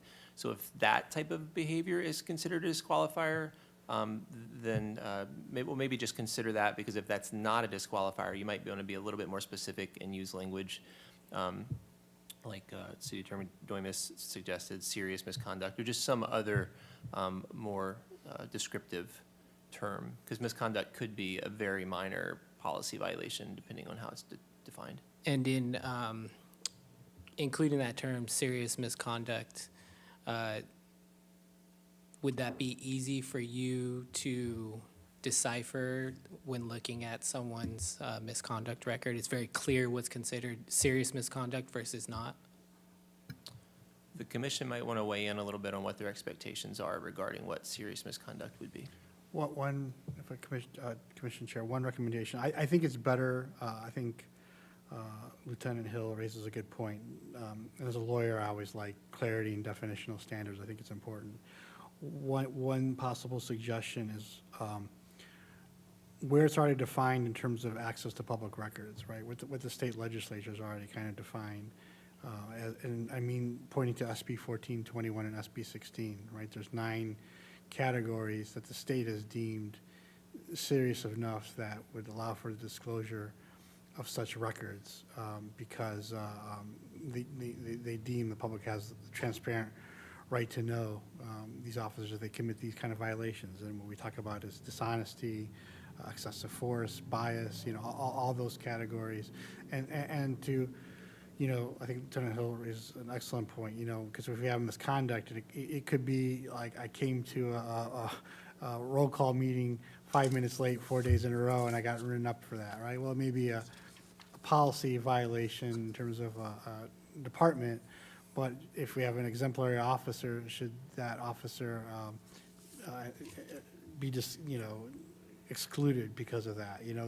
That's not, I think, the point of what this commission is looking at. They don't want someone who has a history of excessive force or bias and everything else, racial bias and all that, because those are the more serious type of things. So at least state law through those 2 bills have kind of provided a definition of what really are some of the at the heart of the issue, the core issues of misconduct. So at least one possible suggestion. And would that be easy to outline in the recommendation? It would be easy to referred outline. To serious conduct would be defined as what's provided in referencing those code sections. So I could work with Cameron and I putting together the final touches. I could put that in there. Damo, I was just going to ask you a follow-up real quick. yeah, and sorry. then I have a question for Cammie real quick. Okay, follow-up, sorry. So do any of those like state codes or laws, do they clarify as far as misconduct with people versus like a procedural, like I left my taser on the thing? Like, is there, because we're more concerned about like interaction with people. Sure. Is there like a classification? Sure, so Commissioner Adam Malikan, Chair Escobedo, Commissioner Adam Malikan, what this deals with is, first of all, the premise is what people have access to under a Public Records Act request, right? So that's what the law deals with, right? They say, certain times after an investigation either closed within a certain amount of days of an active investigation, I could submit for and ask for records of these categories, right? So it deals with person, the issue, right? Have they have a history of excessive force? Have they a history of, is it an instance of dishonesty? Is it an instance of racial bias? So there's like And is that based on complaints or actual findings? Like rulings? It's findings and rulings, and that's what you want too. Someone could be, an officer can be accused of the most serious charge, right? But if they're cleared, just like anybody else, why should, Yeah. why would it be punitive? So what you would want is serious misconduct of actual findings of serious But also misconduct. a number of complaints also. Hmm? Also, does it show number of complaints? Like, even if their findings are like fine, I think how many times they came up also, would they factor that into the report or to the legislation? No, this just deals with the disclosure Just of the- records. Yeah, I'm if just there's curious. findings of I just think substances. number of complaints also should be considered, even if there's not findings. Thank you. Cammie, can you weigh in on this particular portion? Have you seen this in other ordinances? Are there things that we're not considering that we should consider when, for this particular item? Sure. So the only thing I would say is that, yes, that there are examples of when people do ask really for a more broad, some of the ordinances that are out there do have some statements saying that no member shall have a history that precludes them from doing the job effectively as a member of the Civilian Review Board. One concern that should always be in the back of your minds is unintended consequences. So while this could prevent one of the members from not having a history of serious misconduct, also you want to make sure that asking for this for one board member does not then lead to things like background checks for other board members, which I think would be really detrimental, particularly given those that you would like to include on the board, that you want it to be as inclusive as possible, and have talked about those with lived experience in the criminal justice system.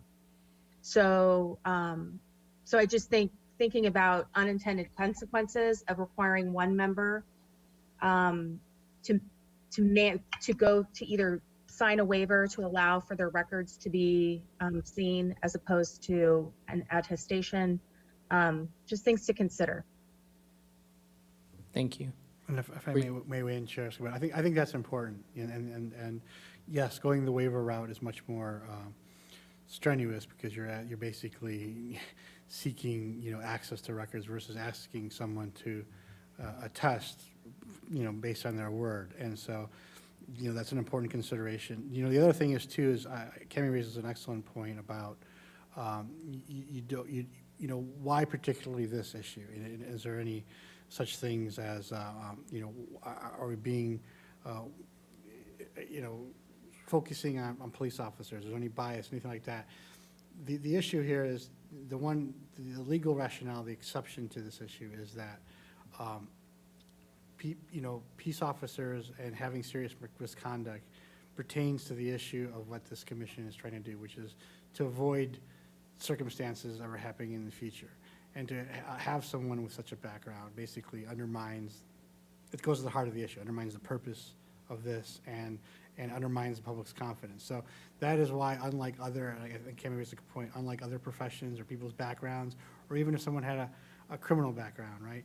This is distinct, clearly distinct, because we're talking about the issue that this is the heart of the matter of making, having a police department be the best that it is. And having someone with a history of serious violations, serve on it undermines at least the credibility. And that's the legal argument to make, or the justification of why it would be the sole exception for this particular quality of candidate. So, just so that I know that I understood you correctly, we can make the legal distinction between requiring and requiring the waiver to take a look at the police misconduct as outlined in state legislation. We can distinctly separate that from background checks for the rest of the board members, is that correct?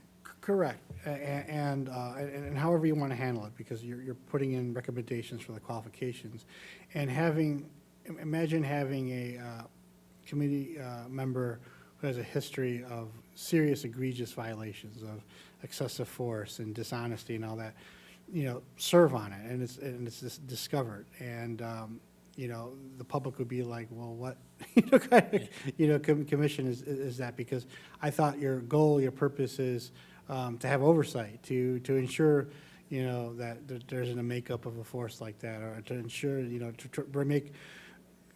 provide input for policies and procedures to limit that, right? And so to have someone that served on it. Now, always a counterpoint could be made, well, people reform, people change, and, someone who has such an experience, but has reformed maybe can provide valuable input too.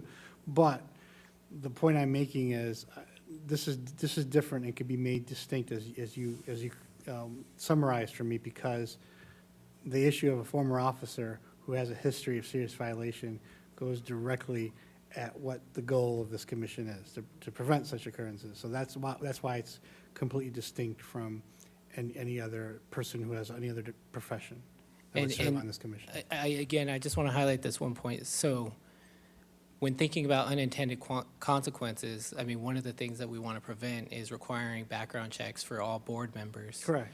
And so in your legal opinion, or in your opinion, by including this requirement, it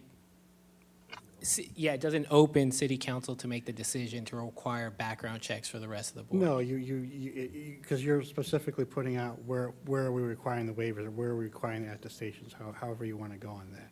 And it's just to former people that have served in a law enforcement agency, because, again, it would undermine, the argument, the legal rationale is it undermines the purpose of this commission to have people serve on it who have committed serious misconduct. And I think, like I said, Lieutenant Hill too, it's important to define what that is, because, small misconduct of, like I said, going late to meetings and all that, that's different. So that's the legal rationale behind it. Okay. And Cammie, does that address your concern about the unintended consequences portion? Yes, I appreciate the legal perspective on that, John. Thank you. So then let me ask the commission if we could go through quickly, if you have comments, of course, we want to hear them, but would you be in favor of adding that requirement of a waiver in order to look at a former sworn law enforcement officer's records for serious misconduct as outlined, if I'm getting this right, Mr. Doimus, in the two bills that he referenced, SB 16 and SB 1421? Rich, and then Rachel, and then Christian. So this is why I was concerned about having any sort of law enforcement on the board, is now we're drawing very interesting distinctions about what is allowable and what isn't in their past, and what qualifies as serious misconduct. I think Commissioner Adam Lincoln brings up a good point about the number of complaints that an officer receives could be something important. If an officer is receiving many upon many attitudinal complaints that never went on their record for whatever reason, and that doesn't qualify as serious misconduct, but it could put this board in an awkward position if they have such a history or background. So I'm curious as to what exactly are we outlining as serious misconduct in those sections?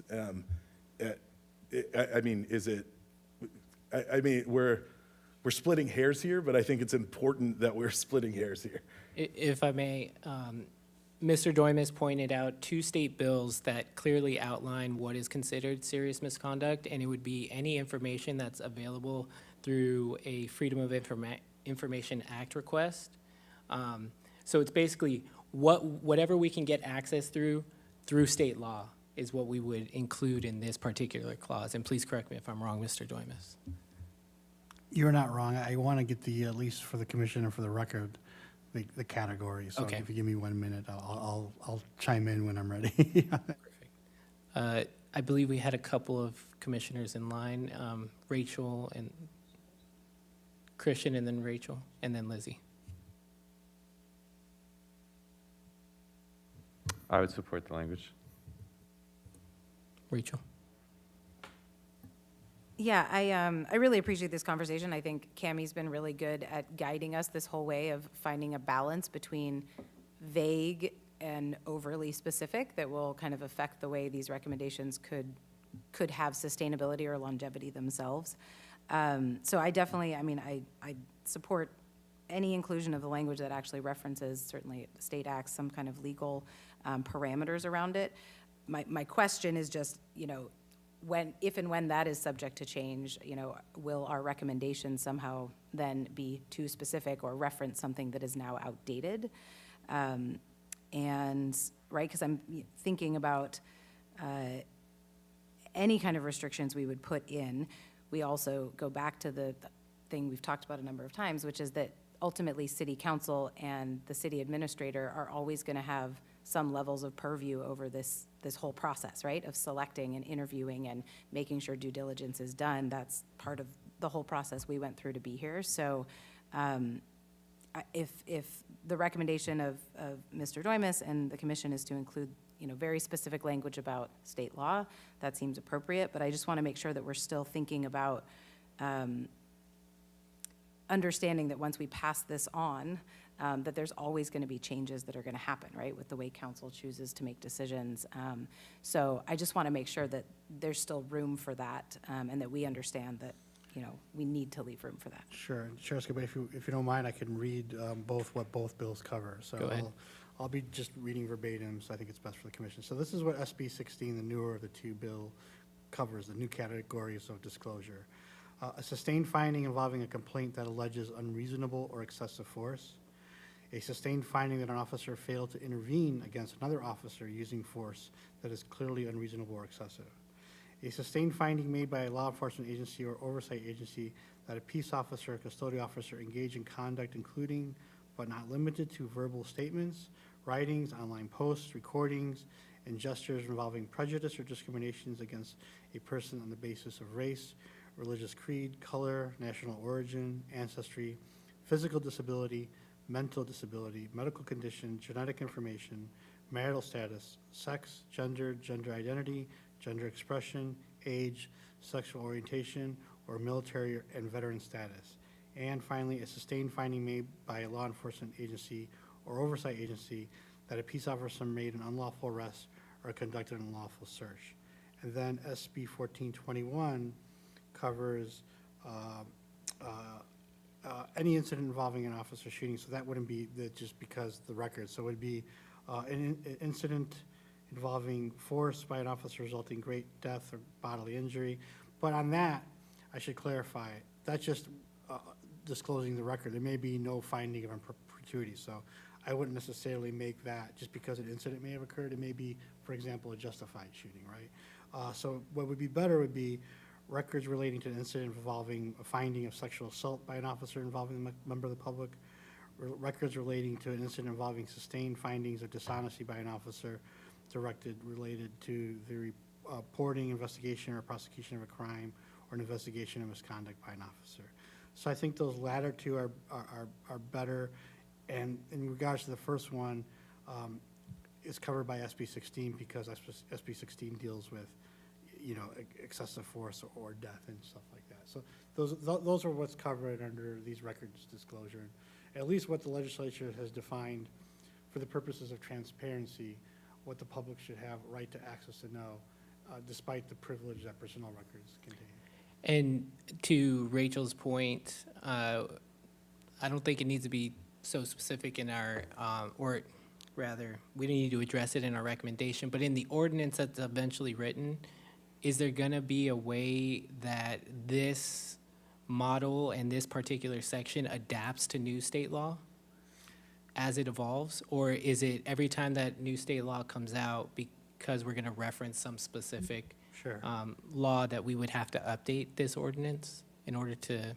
Sure, Judge Cabedo. You know, if the committee is codified via an ordinance, there's ways to draft it where, you know, we could have an update, or if there's an update to state law, with recognition that we'd go back to amend it. So there's various ways, kind of how you roll with the planning commissions, you know, there are various ways to amend it. It would have to be, that would be part of the drafting process down the road and how we would want to address that. Okay. Damo? Yeah, like I said before, I don't know if this is within our purview or within city council's purview later down the road, but I do think, I think that's a great model, and thank you for that. I'm just trying to like be aware of like potential oversight, like missing things, like, because we're essentially trusting the judgment of the previous police department that the findings were appropriate, because you're still, you know, this person's gonna be on the board. So we don't want any like overlap or oversight, so I still think if there's situations where like there's multiple complaints, I don't know what the trigger level would be or whatever, but and maybe this is not for our policy or our draft, but I still think there needs to be a factor, because there's incidents where multiple complaints are filed and nothing is ever done about it until like one major incident later down the road. That happens. I've seen that several times. So I just think there needs to be a, you know, the finding is great and that's important, but there's also situations where the findings were not right or just ignored, or it didn't get to that point, but there's many complaints. Thank you. Lizzie? I'm curious, Cami, if you've seen this stipulation in other oversight entities. I'm specifically thinking about the logistics and the timing of the application process, going through the background check and then having that in time. So I don't think that there's any, I mean, you can, if you decide to do ask them to sign a waiver so you can have access to their file, I think you can make time in your process knowing that that's a consideration that may have to be undertaken. So yeah, I think, you know, ordinances, since they're all a little different in one way or another, there are some out there that ask for requirements. I will say, I really appreciate the conversation around, you know, making sure that if you are listing things specifically, that it has the ability to grow, but also kind of, I think from oversight, once the oversight mechanism is in place, you know, those are things like you, that had just been mentioned about number of complaints. Those are things that are sometimes considered in the review process. Haven't seen them really outlined, because there could be hundreds of stipulations. Like sometimes it's important as to whether a complaint is filed internally versus externally, because it kind of deals with whether it is a violation of internal department policy or an infraction against a member of the public. So, I mean, you could go down and make this as detailed as possible, and you still may miss something. So I think you need to keep in mind that you want to make sure that you have someone, as John had mentioned, you want to make sure, because this is a very specific case of having law enforcement on an oversight body, that they have to meet some kind of standard, but to not make it so specific that you have not left any room for things that you have not foreseen being an issue. So if I'm hearing you correctly, yes, there are oversight entities that have this stipulation in the application process. is it common? You know, I cannot really speak to how common it is because I really haven't looked at all of the ordinances, all 200 plus of them. So I can't really tell you how common it is. I can tell you it does exist. Since there are as many that have law enforcement as probably who don't, I think that also kind of complicates being able to really be definitive in how common it is. All right. If we could run through and just kind of get the opinion of each commissioner so we know whether or not we are going to include that language. And then if so, Mr. Doimus, if you could possibly send Cammie some language for that particular bullet point. So do we include the requirement of a waiver in order to look at the records, misconduct records of former law enforcement if they're going to be on the COB? And Sam, if we could do a roll call straw poll vote. Yes, give me 1 second, Chair. Commissioner Adam Leekon, Yes. Commissioner Alonso, Yes. Chair Escobedo, Yes. Commissioner Kim Johnson, Yes. Commissioner Rachel Johnson, Yes. Commissioner Lizzie Rodriguez, I'm gonna say no, only because I like the attest, they attest to, and it just seems really complicated. So that's the only reason I'm saying no. Commissioner Sander, Yes. Vice Chair Zepeda, Yes. and Commissioner Reyno. Yes. There are 8 yes and 1 no. Okay. So John, if you could possibly type up some language for Cammie. I think now is an appropriate time for us to take a break. Let's come back at 7:55. I believe Cammie has. Oh, comment. Cammie, go ahead. I'm sorry to interrupt the process because I too would love to have a short break. But before we break, could we just very quickly, there is one more thing in section B that you wanted to wait on until we had this determined. And that was just whether or not you included the word professional up here. And I just wanted to make sure while we're still on this section, if the board, now that we have determined law enforcement would be on there, that everyone's comfortable with leaving the word professional experience in there, or the phrase professional experience. It looks like it. Okay, great. Thank you. Thank you. Let's take a 13-minute break, and we'll come back at 7:55. We're in recess.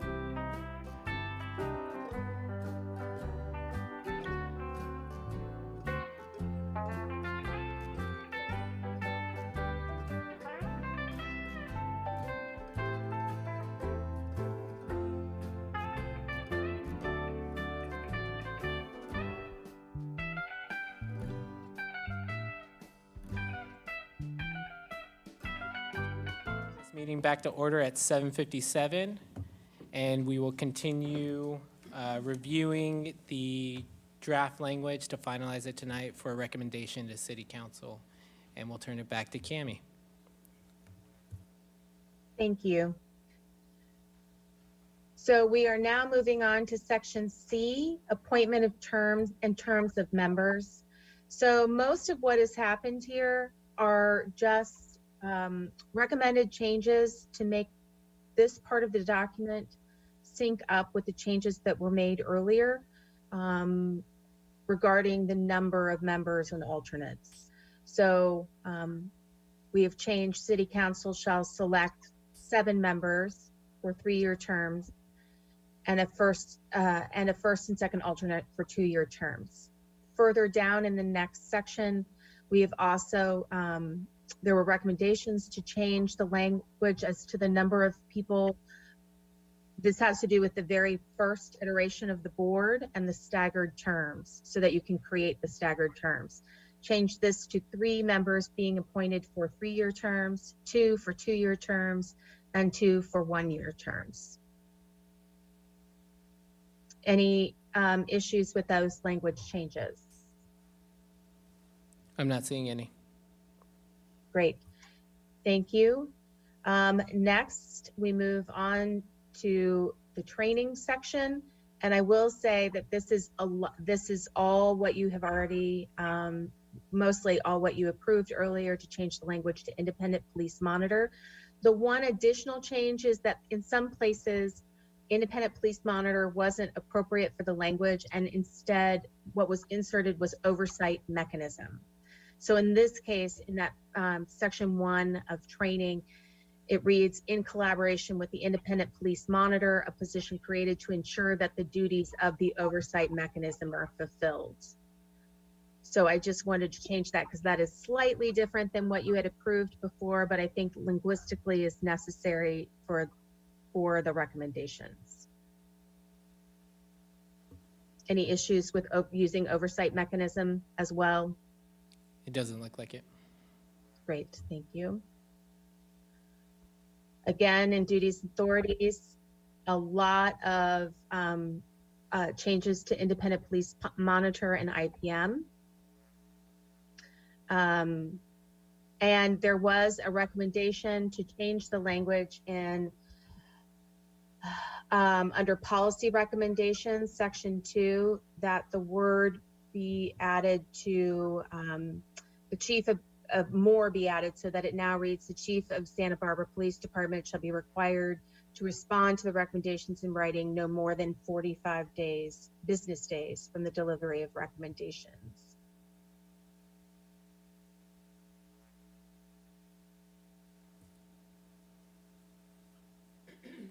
Doesn't look Any like, questions there? doesn't look like there's any issue with that. Okay, and it was just a change from later to more. Okay, again, more changes with independent police monitor and IPM.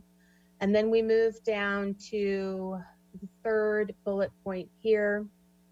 And there was a request to just add for clarification that the word on be added so that it reads, COB shall have the ability to direct the IPM to collect data or information on SBPD policies.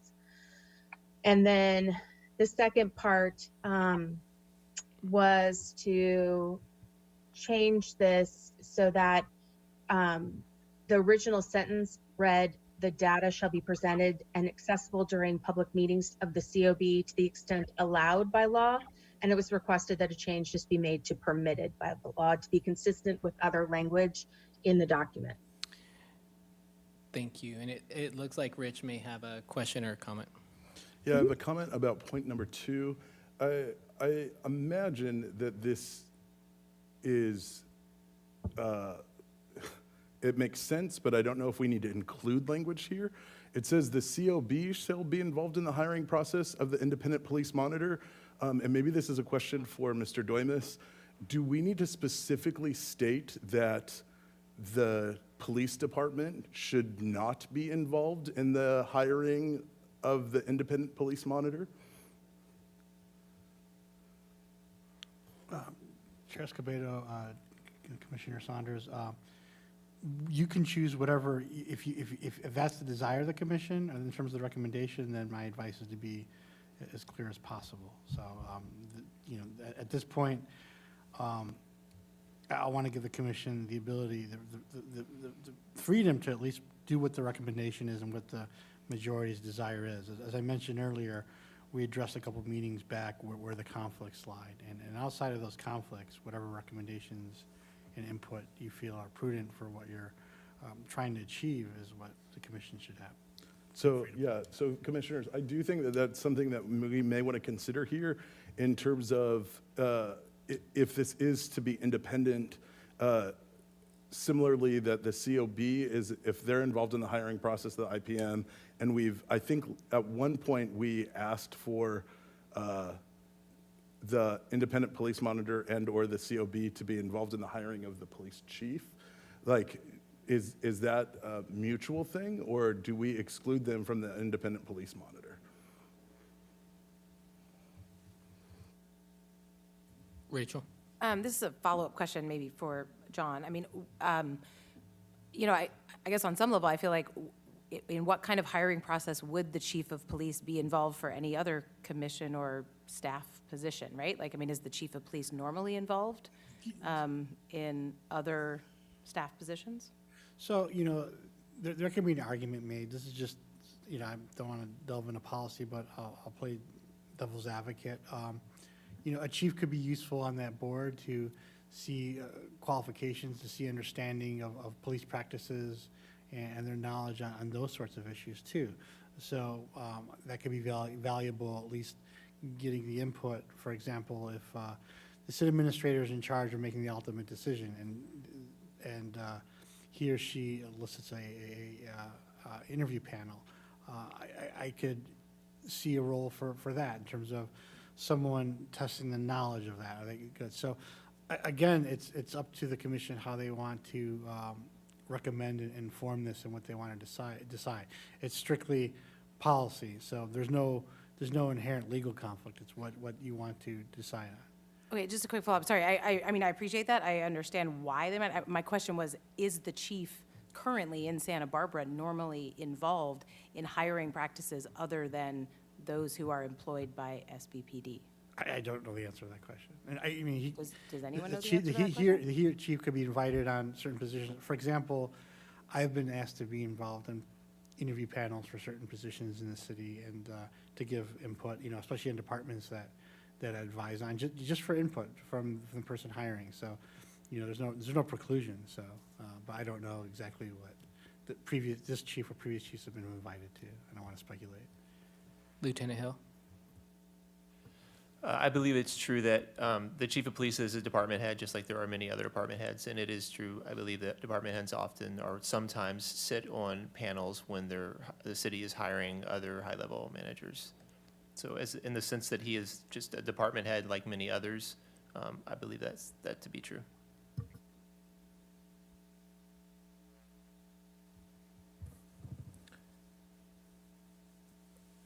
Other comments? Lizzie? I'm fine just following the city's current process for interviewing potential candidates. There's typically a two-step interview process with different panelists, and typically, because I've sat on interview panels, they tend to invite people on the panel who that position will work with.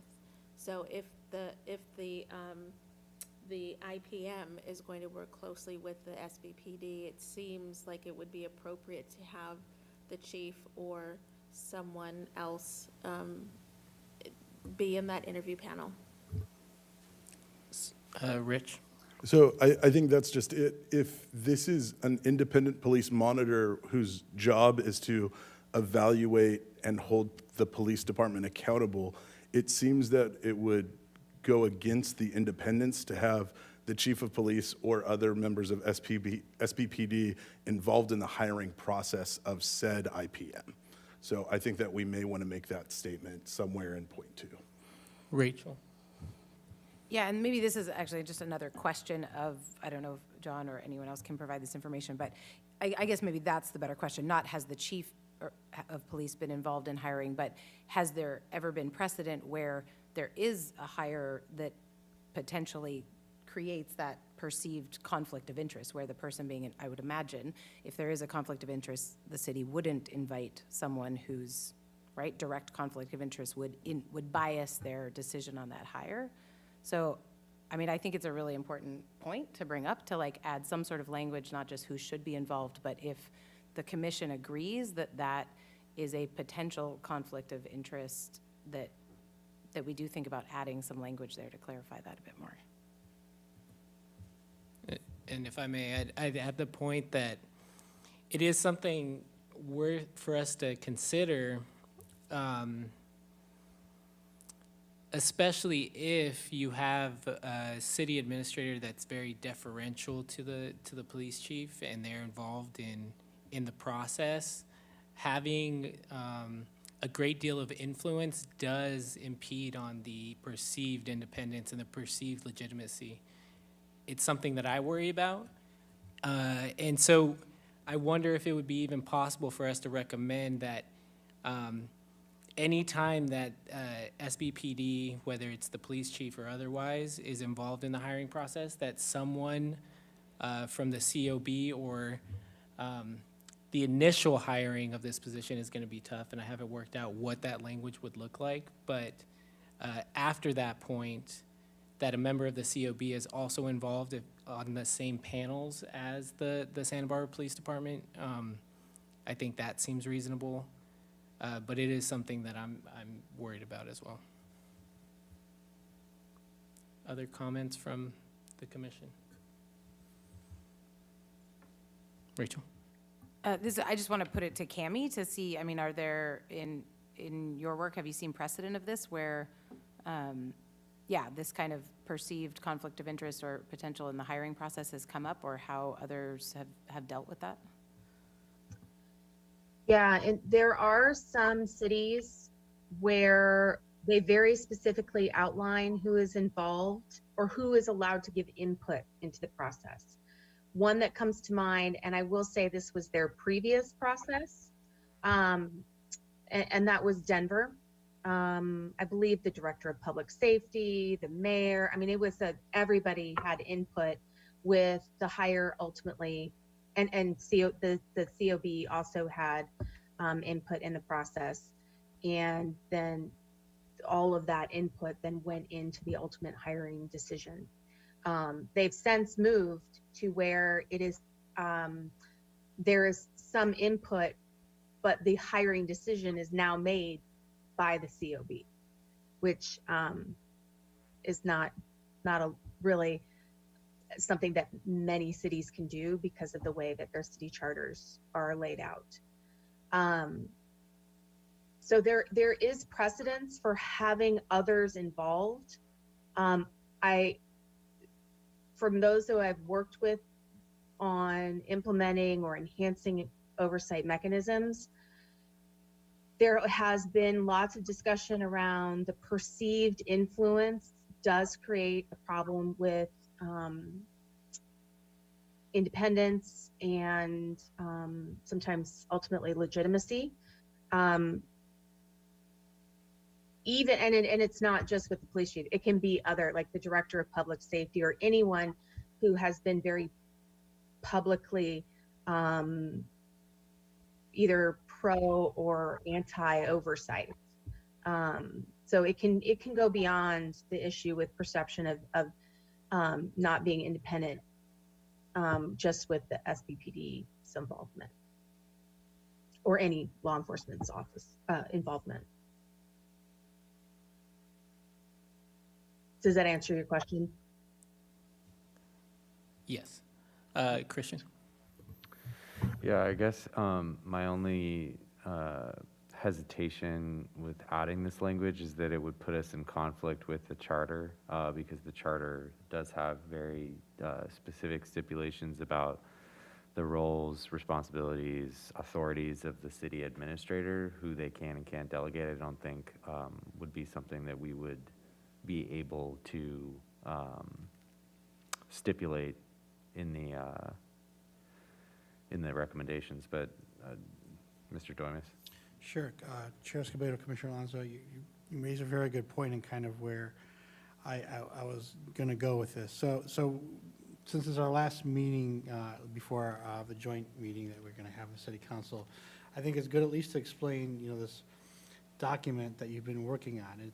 It's very long, expansive, and very specific in many areas. And so if, for example, it's codified, like a lot of it can't be the intent and what the purposes and some of the procedures and requirements will, but some of it's not. But what it does provide is guidance too, and you're making a recommendation at least for, maybe you don't codify that section, and Commissioner Alonso raises a good point. The hiring decision is left to the city administrator, and so, because if you look at the city government, the top of the branch is city council, and then from there it's split into two. There's the city attorney's office, and that's it. There's no one underneath us.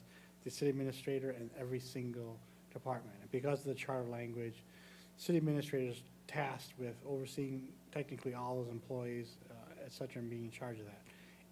And so part of that is not maybe meant to be codified, but at least input from the commission of, here's what I think is important to do that. Now, you don't also want to handcuff any city administrator now in the future. We're talking, Cammie mentioned unintended consequences, because, maybe the city administrator wants to be as broad-based as possible and be as inclusive as possible in the hiring panel to get input from everyone.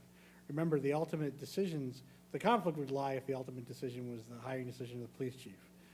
And that's not going to happen, because that's where it would be if you're seeking independence. But input from everywhere and about is something that,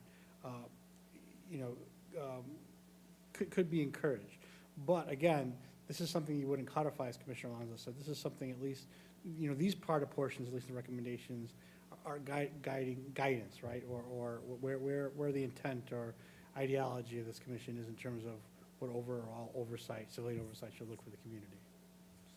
Thank you. Rich? So because of that, I wonder if we can include some language that says something to the effect of the city administrator, to avoid any impropriety, would be encouraged to not involve the chief of police in the hiring process of the IPM.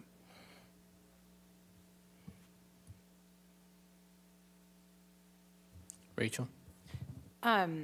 Yeah, I mean, I too am in favor of adding some language like that. Like, I agree, obviously, I'm not recommending a charter change or anything like that. And I know we've had that conversation before about ultimately the city administrator would be, yes, the decision maker there. But I do think, as, we've talked a lot about, we're making the best recommendation. I do think the perception is important. For some reason, I just hate the word impropriety, but but I'm in favor of some similar sentence, right? And I don't know if it needs to be even the chief of police, but I guess maybe if that's the only management position that would be invited onto hiring committees, we could be that specific.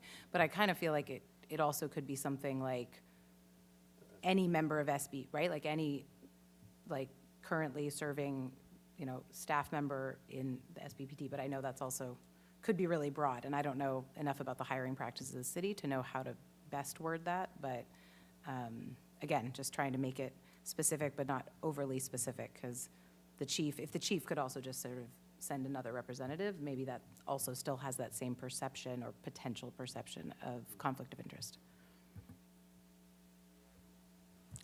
Lieutenant Hill, did you or the department have a position on that particular item?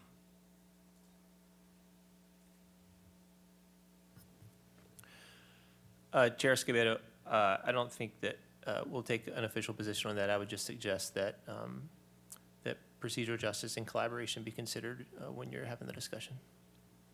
Can you elaborate on procedural justice as it Sure, relates just to this item?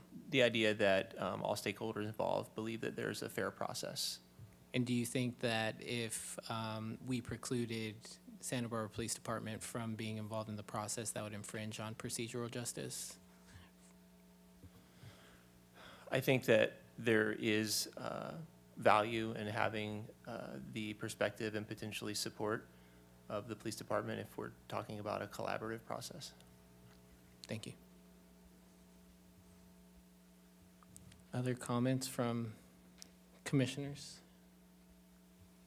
Support or comments on the suggestion of not requiring, but suggesting that Santa Barbara Police Department or the chief of police are precluded from the hiring process of the independent police monitor?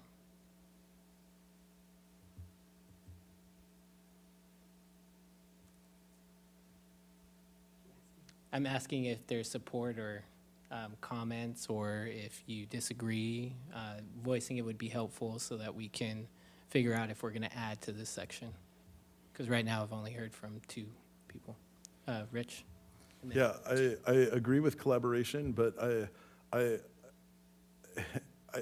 still think that this is an independent process that is holding the police department accountable. And I just don't know if having somebody from SPPD, any representative, in terms of hiring the person who will then be monitoring them, sends a good message that that it is A, independent, or that it is B, it doesn't undermine the very nature of the process itself.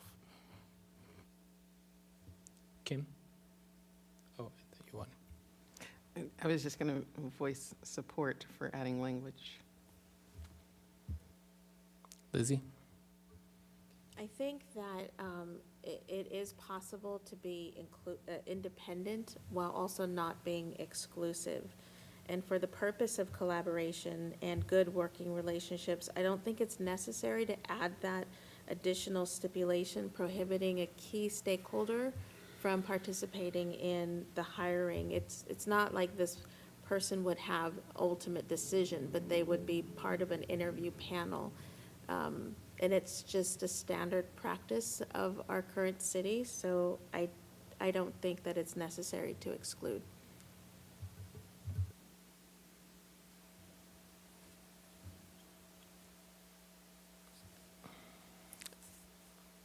I struggle with this one,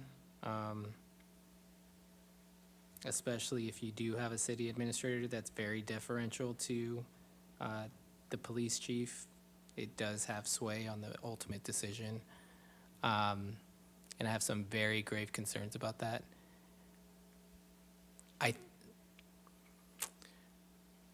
I think initially anyways, when we do hire the independent police monitor, maybe someone from this commission, and it does not have to be me, is a part of that process, where the COB would in the future take part in that process.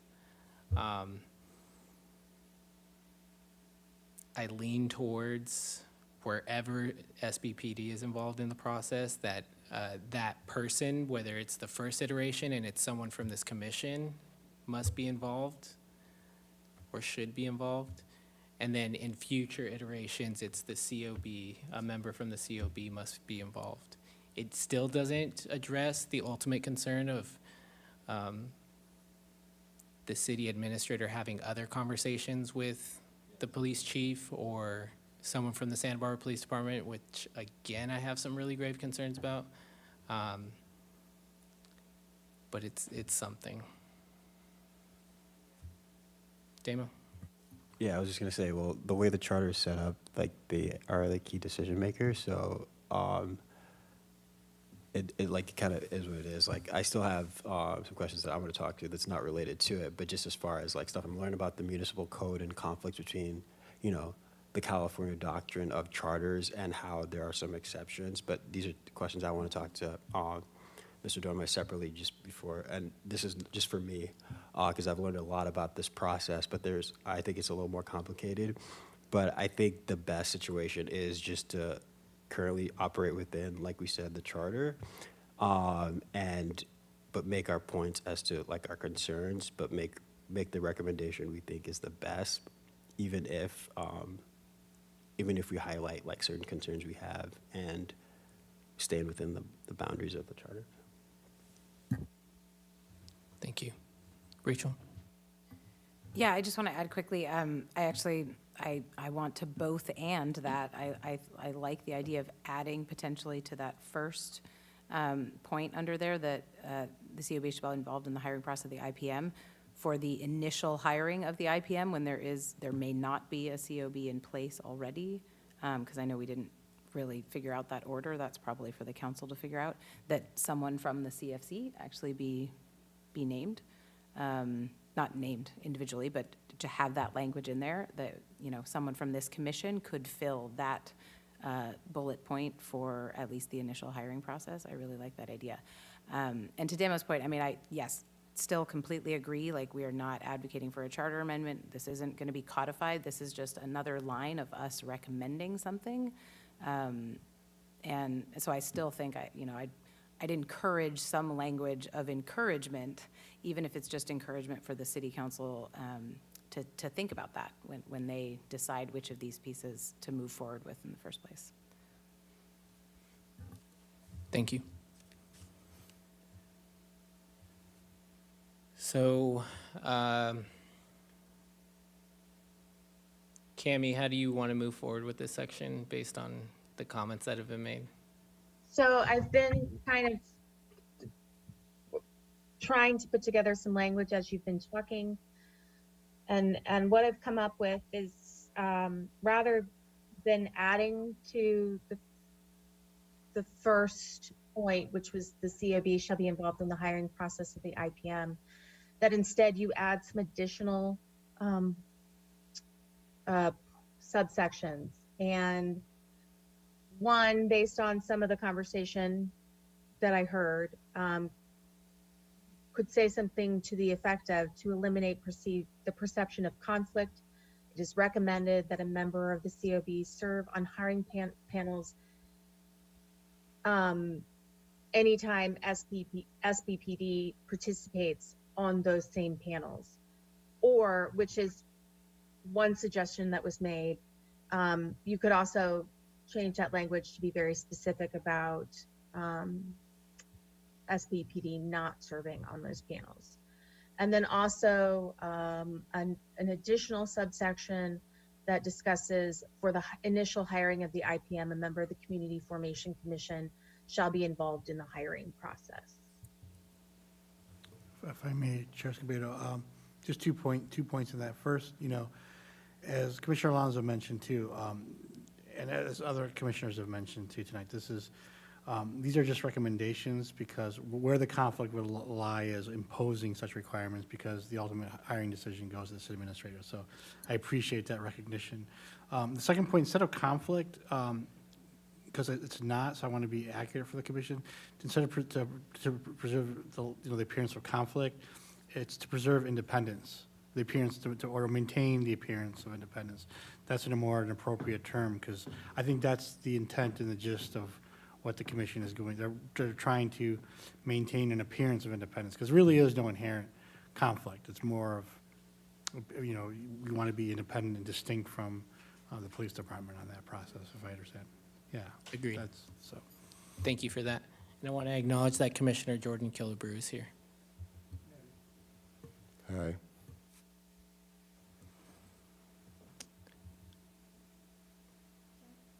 Lizzie?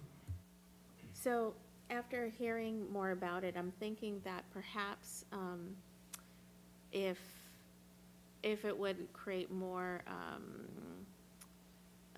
at least perceived independence, then I could see where not having the chief present would be fine, but also like maybe consider, and this doesn't have to be written, but having an equivalent, maybe the chief of Ventura or chief of Santa Maria PD, just having a police or law enforcement present in those interviews. I just ask that not be excluded, just so that there's just relevant experience on that interview panel. Thank you. Jordan and then Rachel. Lieutenant Hill, do you have any thoughts on that?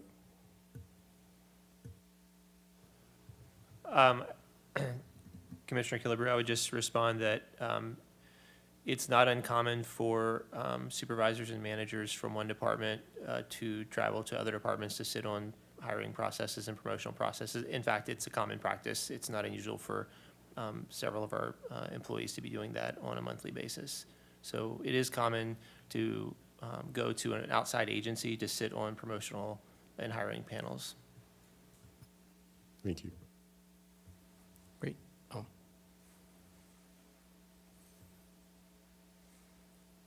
Any other comments, questions?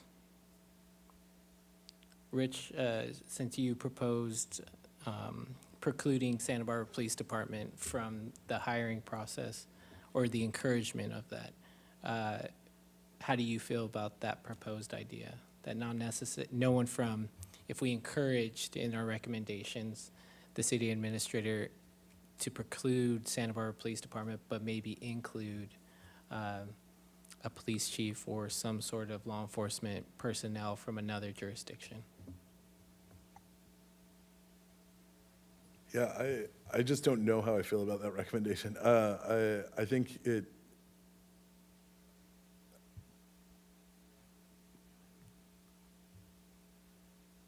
seems to me that I don't understand what that brings to the conversation. I'd be just as willing to ask for a member of NACL to be part of the hiring process rather than another law enforcement agency.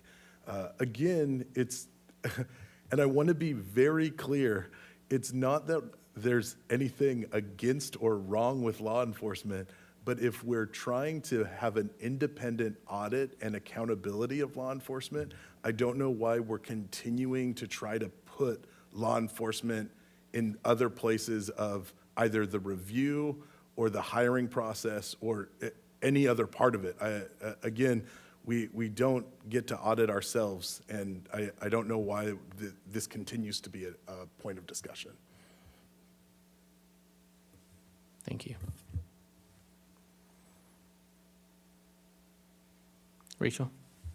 Yeah, I'll just add, I mean, I agree. I feel like talking now about bringing in chiefs from other municipalities and things like that is getting overly prescriptive. I mean, right, the city administrator chooses hiring panels. I don't think we need to actually specify any of that, which makes me, lean toward maybe some language like Gabe suggested, where potentially if we do want to just make this an encouragement for city council and city administrator to think about these things, maybe some language like we suggest that if and when someone from SBPT is selected to be part of a hiring panel, because the way it's been described, it also seems like this is a general practice, that management, from various ones would make up a very diverse, broad panel, and that's normal practice. So if that is the case, that someone from the COB also be present on that same panel, so that then we get the diversity of voices. Nothing is exclusive, it's just encouraging a balance where perceived independence, ideally, someone from the COB and someone from SBPD could provide that balance of voices. Thank you. Lizzie? The first bullet point on that says that the COB shall be involved in the hiring process, so that's already on it. So if that's on it, then I don't, and pertaining to what you just spoke of, Commissioner, I don't see why we would have to include the exclusionary clause. Rachel? So yeah, involved in the hiring process, I mean, when we crafted that language initially, we wanted that to be nice and broad. The hiring process is a very long process. I think at this point, my suggestion is now we've moved to adding something more specific about interview panels. So a specific part of that entire process is where I feel like, and Gabe, it was your suggestion, so you can correct me, but that's where I'm drawing the distinction, is shall be involved in the hiring process is very broad, and then I thought we were talking about something more specific. And I'll just add,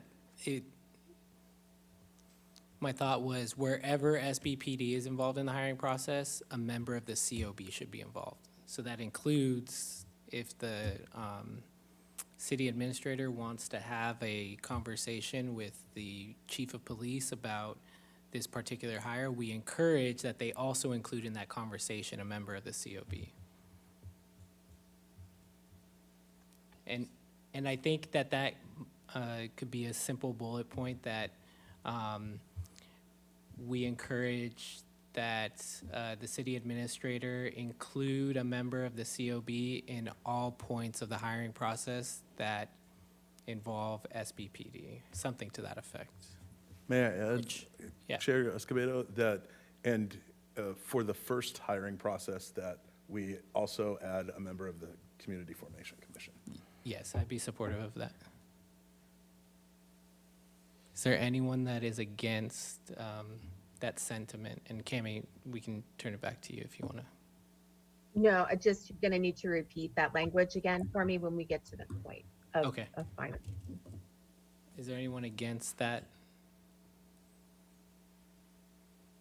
Doesn't, Jordan? Perhaps the chair of CFC? That's fine. Yeah. Yeah. Because it's just going to be, it's going to be arbitrary if like we Yeah, picked one of us. that's So fair. I think it's fair, chair or vice chair, to be clear. Yeah. Not to put more work on this board. I'll have a lot less work after next Friday.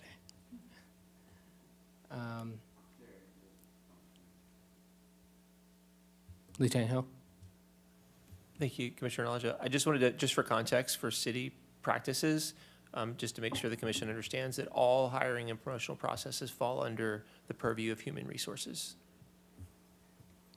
Agreed, but I'm pretty sure, and correct me if I'm wrong, Mr. Doimus, that the city administrator has a lot of say in the process itself.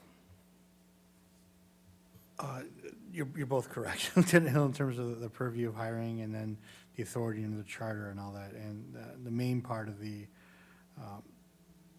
main focus of human resources to make sure there aren't anything illegal, violation of state, local, or federal law in terms of the hiring process. So again, this is a recommendation of a hiring panel, and it's not codified, so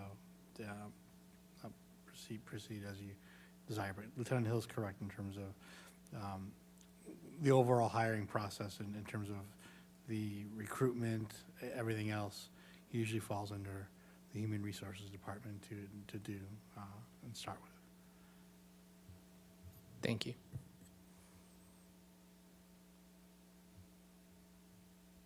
Doesn't look like we have any other comments on that, Cammie. Okay. We just, okay.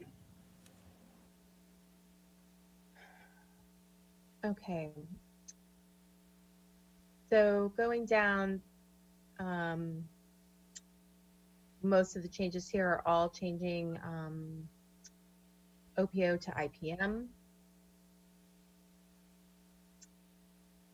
Until we get to stipends, I believe, yes.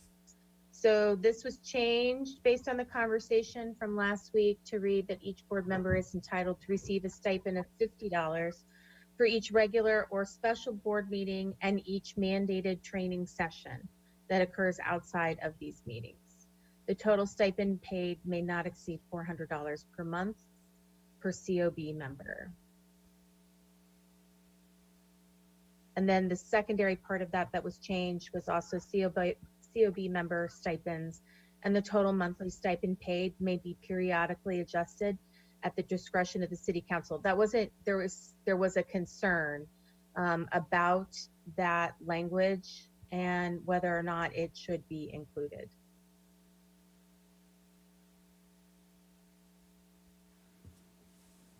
I'll open it up for discussion.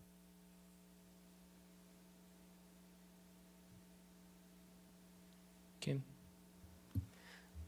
Does including that language about the city council being able to adjust, does that create potential like inconsistency? Like, you know, maybe it should be evaluated annually or something, just so people have a clear understanding of their finances and what's expected of them, et cetera.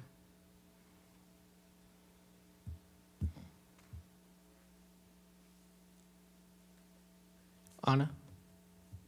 Yeah, maybe definitely like annually, and then seeing like how it goes like the first year, and see if it needs to be adjusted, especially if the meetings go more longer than like 3 hours, 4 hours, you know, start hitting like those long hours. Because then it's like you're missing a whole day's work, you know, to be in a meeting, and you get $50, you know. Of course, like we're making that you're making that choice that you're going to be here, obviously. But if it's like more than 3 hours that the meetings are running, then there should be definitely like an adjustment to that amount. Rachel? Yeah, I mean, I'll just add to that, because I think I remember our conversation around this. What we wanted to avoid was having something here that meant it could only ever be $50 and only ever have a $400 limit, because hopefully, right? We also talked about how the rest of those recommendations that we want to convey to council are just that. They're sort of advocacy for hopefully increasing stipends and accessibility stipends related to childcare, elder care, transportation, that all of that would be something council might consider changing across all commissions. So I think, you know, I'm comfortable with the addition Cammie made, just because that means that it won't always be $50. Like if other commissions go up to 100, they wouldn't say this one has to stay at 50 because we wrote it that way. But I think, yeah, we should continue to think about how to advocate for broader change too. Thank you. Other comments? So does it sound like we're gonna keep that portion? Or do folks have proposed language for any changes? Kim? Just to reiterate, for me, I think it all looks good. It's just the timing where it says periodically adjusted, particularly if we're going to be very inclusive of folks who may have varying annual incomes. It'll help them to be able to plan if they know annually there might be some adjustment.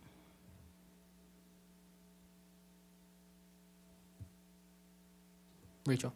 This is a question, I guess, for city staff too. I mean, is there already a regular schedule by which the council looks at things like that? Or is that just something that would come up in budget conversations if somebody raised it? Commission, that would be more usually budgetary issues, which are usually handled fiscally, during the fiscal year. So, yeah, I mean, my point with answering that, I guess, Kim, is that I don't know if we can prescribe that, right? Like if we can actually say to them, that you have to have this conversation annually. I feel like it would be, again, one of those things that we talk about as wanting, but we would need to advocate for in a different way, I guess, after this part of our purview's over. And I think by keeping the phrase maybe, that doesn't require them to look at it annually, but it offers stability for the people who will be depending on this assurance.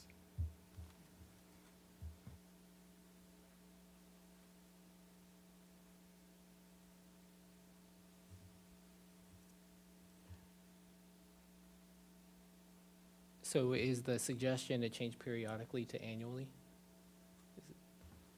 Yes. Is there any opposition to that change? Not seeing any. So just changing periodically to annually.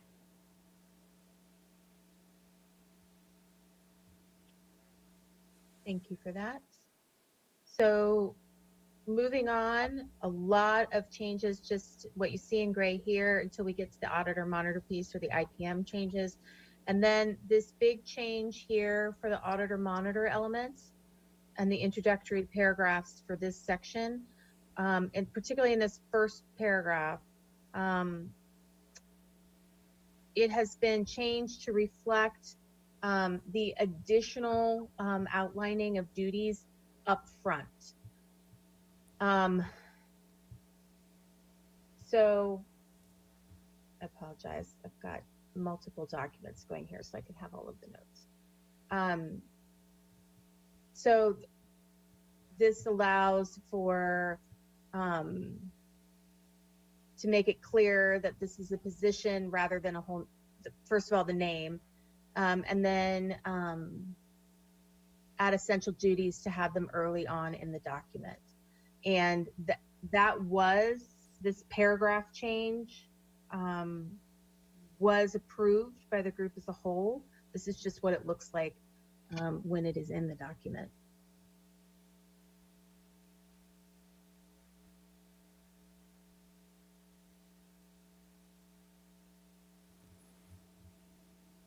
Any changes to this portion?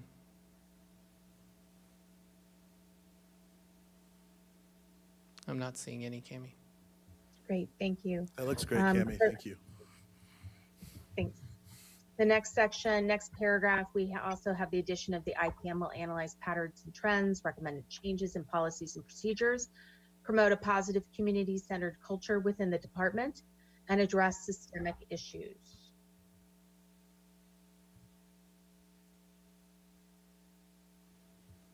Not seeing any changes. Great. Later in the paragraph, we go on to talk about it will also develop an issue in collaboration with the COB, recommendations regarding any aspects of the law enforcement agency that are within its purview. And then further on, to end that paragraph, there was discussion about making sure that we also added the phrase "and accessible" to this paragraph. Not seeing any changes or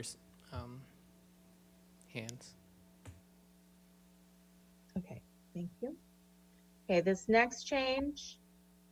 So this is where it was suggested that in the last meeting that this piece very clearly, section 1 of duties and authorities, outline the day-to-day responsibilities so that it was clear up front. This is the same language that was there. I have bolded some of the kind of wordsmithing that occurred when this was put in there.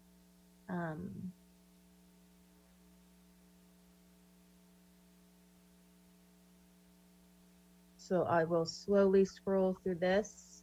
I know you all have a copy, but just in case. Sorry, Cami, just quickly, just at the beginning there, I just want to make sure, because it's kind of important distinction. That very first sentence, "but are not limited to," is the word "not" supposed to be in there?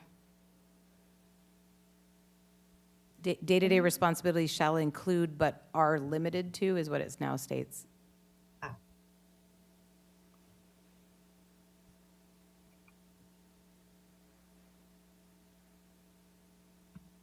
Yes, thank you. Okay, I just want to say that. Yeah. No, Not limited to that's an those. important distinction.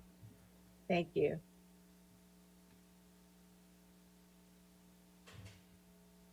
I will make that change. Also, some of the things in, one of the things that you asked of me in the last meeting was that when we included these additional bullet points, that we made sure that it lined up with all of the other authorities that are listed later on. And so that's also an effort to make sure that it's consistent throughout the document. Here and then in the sections that proceeded. Any comments? Not seeing any, Cami. Okay. Additional changes just with IPM.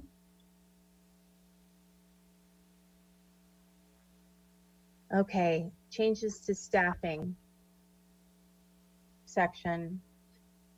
So the CFC therefore recommends that the city of Santa Barbara create one staff position. And so that what I have done is gone through and combined the two positions that originally existed in the first draft into this one position. as requested by you at the last meeting.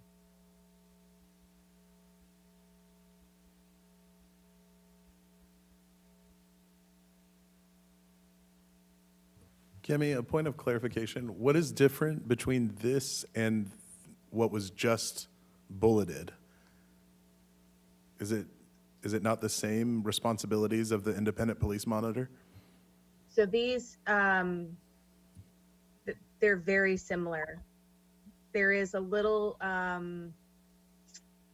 actually, I don't know if there's really any difference in it. It's a difference in wording in some cases.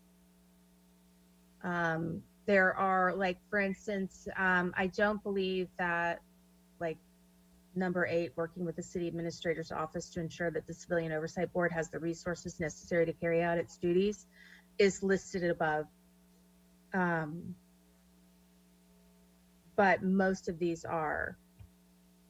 And I think also, I'm just looking here quickly, like the climate survey is not listed above.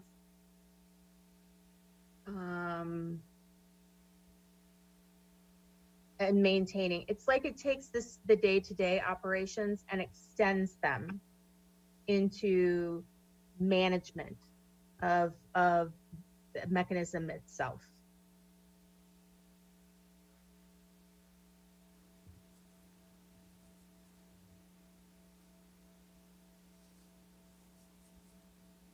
Thank you.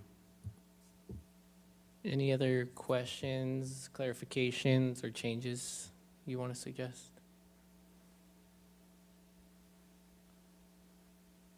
I'm not seeing any, Cami.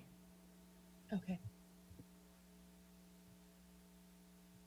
The next section is hiring and terms of employment.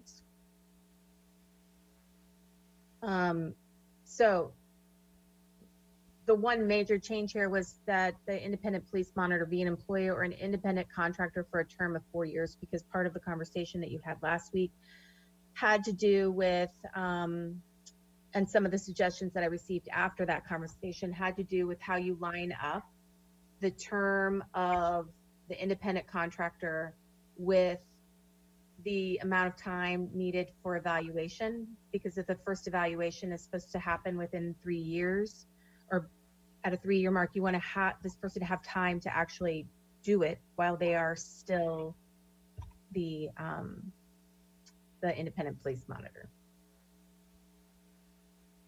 Rachel?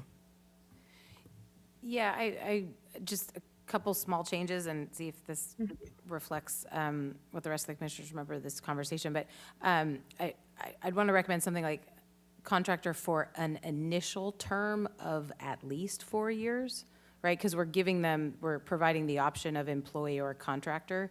And I think the reasoning for the putting 4 in there is that that's the initial term. And then I would just put at least, because that also gives them the option of making it a permanent employee from the very beginning, which I think a lot of us would like to see. So just an initial term of at least 4 years is the proposed change I'd make.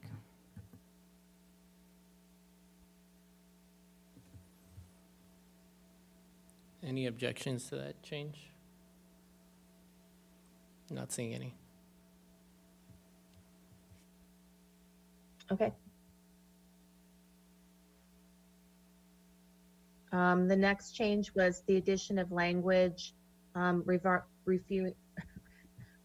to the annual review, and that it was the addition of the language in accordance with standard city practice. Any issues or questions about that? Doesn't look like it. Okay. I'm just moving through the IPM and oversight mechanism changes, because I believe. Cami, we have one. Okay. Lizzie? Yeah. In bullet point 5, where is it here? The part where the annual review of the director will be completed, the performance of the, I'm looking at both screens, I'm sorry, but there's a section where it says that it will be sent to city council for their response. And I'm wondering if that is, if that's allowed in the charter, because I believe that city council does not have authority to provide feedback on personnel. Like, that just resides under HR and the city administrator. Lucy, can you tell me what page you're on? Yes, let's see. It's right before community engagement. It's for the performance of IPM will be reviewed annually, and it's section 2. And the last sentence says the final review and resulting recommendations will be sent to the city council for their response. And so, Attorney Doimus, perhaps you can let us know if that is a process that could be followed?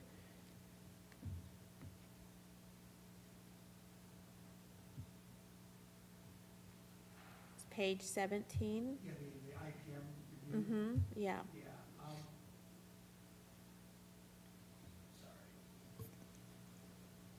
Chair Escobedo, Commissioner Rodriguez.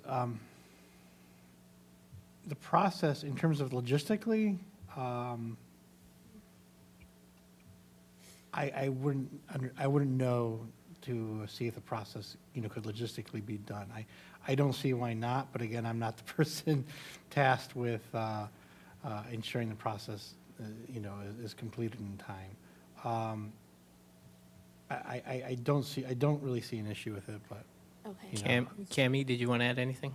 Yeah, just a point of clarification. So in that section, the first point is about the annual review of the IPM. And then that is one that's done by the city administrator. And the response from the IPM is sent to the city administrator. The second point is specific to the oversight mechanism, and my understanding was from the conversations you all have had before that it was sent to the city council because if there are changes or issues with the mechanism itself, that would be an ordinance issue. Yes, thanks for that clarification. I was reading it as the IPM's review, not the oversight mechanism, so thank you for that. Understood.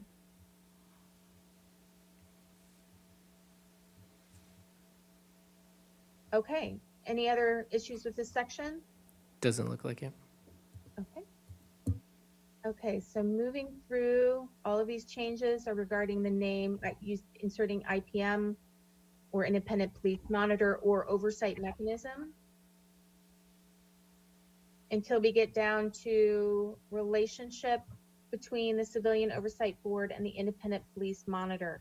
So the change here, the first change here in this section is to state that it will be a full-time employee of or independent contractor for City of Santa Barbara, and that's really just to align it with the language that preceded it earlier in the recommendations to do full-time employee or contractor as options. Rachel?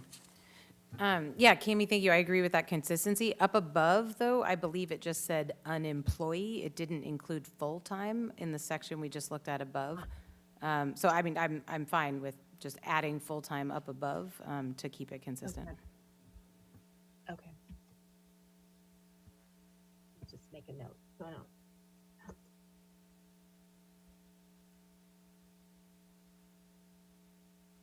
Okay, thank you for that. Down a bit, we then have A point real quick? Yes.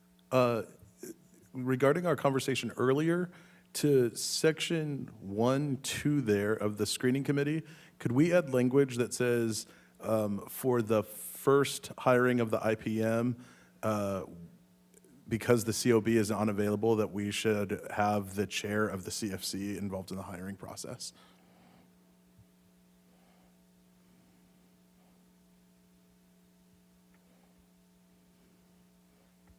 Is that, I mean, that's what we agreed on earlier, is that correct? Yeah. Okay.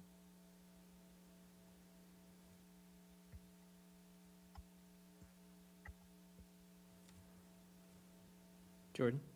Just more work for you. Yeah. Okay. Yes, I can absolutely make that change to make that consistent. Thanks for catching that, Rich.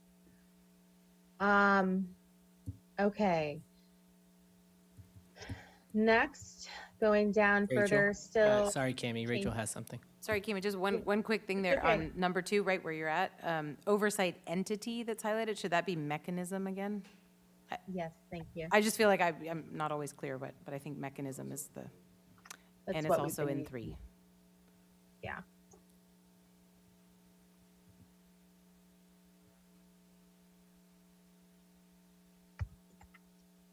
Thank you. And then down just a little bit further in 5, having the language show that it carry out other duties that fall within its mandate and are requested by the COB. And it was its mandate was the change there to make it more clear. Any suggested changes, comments? Rachel? Just, I feel like elsewhere we've said it's purview. I don't know, if mandate to me just makes it, is that a specific, do we choose mandate for a specific reason? Because this is somewhat more specific than just purview, which we've chosen to use elsewhere.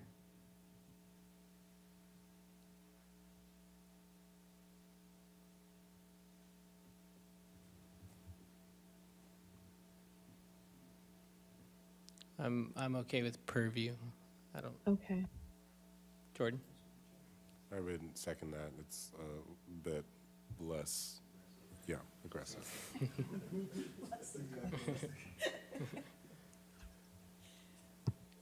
Okay. We will change it to less aggressive. Thank you, Language. Cammie. You're welcome. The next section, so it was suggested that, and I see where it's not consistent already, but that it be changed from self-evaluation to evaluation. And I think because it is clear that the IPM and the COB are doing it, so it's implied that it's self-evaluation. I don't think it, either way, it can stay as self-evaluation and probably work. But so it was changed to evaluation, and most of the changes in here are the changes except for in 5. Sorry, let's move down here. Except for in, no, that was changed. Okay. So just any comments on changing it from self-evaluation to evaluation? Doesn't look like it. Okay.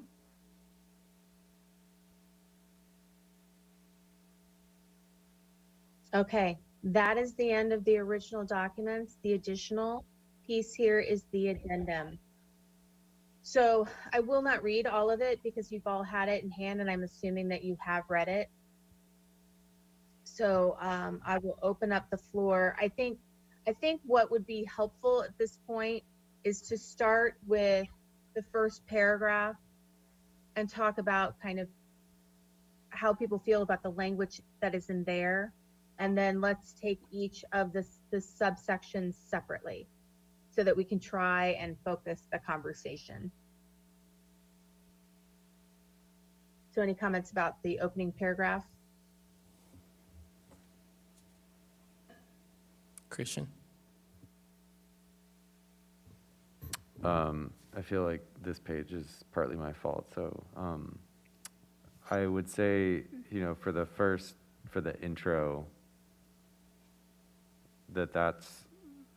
I see no problems there. I do sort of wonder aloud, though, if including this portion, which I still support, undermines the recommendations at all.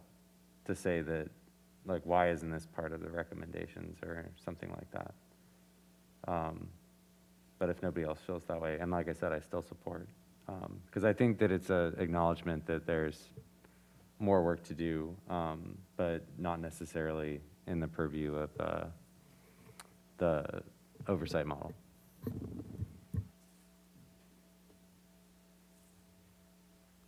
I think there's two ways to go about it, or probably more, but at least two that I'm thinking of.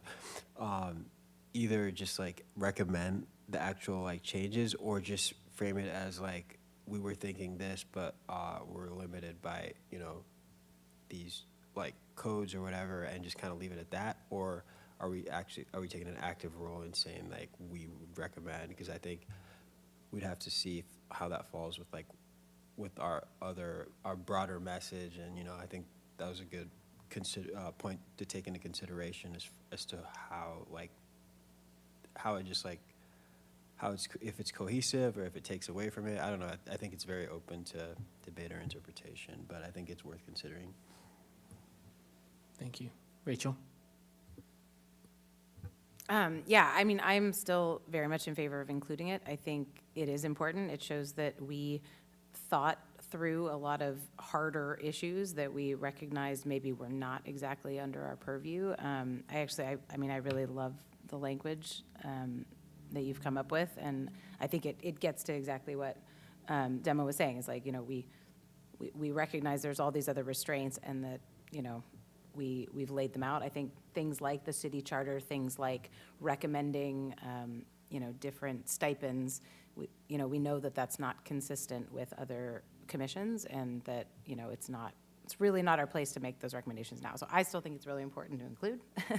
And I think leaving it as the addendum is important, rather than sort of adding some of them as specific recommendations, because I think we really did already kind of hash through most of them and recognize that it's not for us to actually put those up above. So I'm in favor of this as is, as the addendum. Thank you. Rich? So on point 2, I saw this, but I didn't speak out earlier because I didn't know if it was in the addendum or not. But this implies that it currently is not allowed for the reimbursement of child and elder care expenses.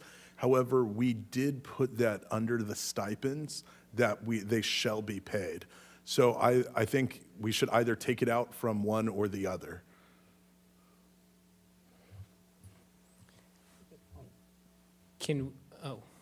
Go ahead, Christian, then Lizzie. I would support taking this one out, because as we discussed a little bit earlier in this conversation this evening, we're not necessarily making recommendations about broader city policy. We're making recommendations about civilian oversight. And so I feel like this one, while I support it, and we should definitely, I think, talk to our city council folks about it, is not necessarily related to civilian oversight. Lizzie? Then if that's the case, then we will want to remove 3 as well, because it's doing the same. So I personally want to keep number 2 in there, and I would suggest adding the language that if city council can't support this portion of our stipends for the COB, that they revisit it and establish it for all city boards and commissions, something to that effect. If not implemented by city council. I would support that change for number 2. Kim? So just so I understand, so you're saying if they can't do it for this board, then they must do it for all other boards? Well, if they don't choose to do it, then something to the effect of, in the future, revisit their policies to make it possible for the COB, but likely all of their boards, since it sounds like they have the same policy for all of the paid commissions. Damo and then Rich? I don't know. I think maybe just stick to the COB. I think it's kind of implied. I don't know if we need to, like, you know, just my opinion, like maybe just kind of stick within our purview. That's fine. I would ask that we take out the language of shall provide reimbursement for child and elder care under the stipends portion. And then here in point 2, say that the CFC has, in line with other city commissions, has created stipends in line with other city commissions. However, we would like to see child and elder care expenses for the COB and/or other boards and commissions. So I think that in doing so, it sends the message that we are in line with other commissions. We would like to see this as a policy for the future.